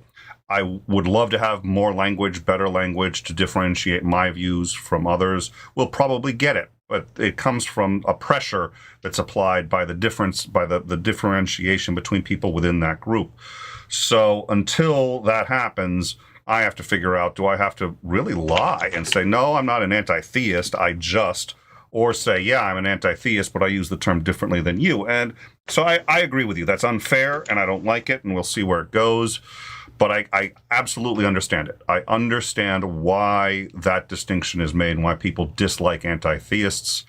I make the joke about philosophers, too. I say nobody likes a philosopher, and there's some truth to that, but half the people who don't understand what philosophy is either, and you talk to them for any length of time, like, oh, that's not actually all that bad. It's like, see?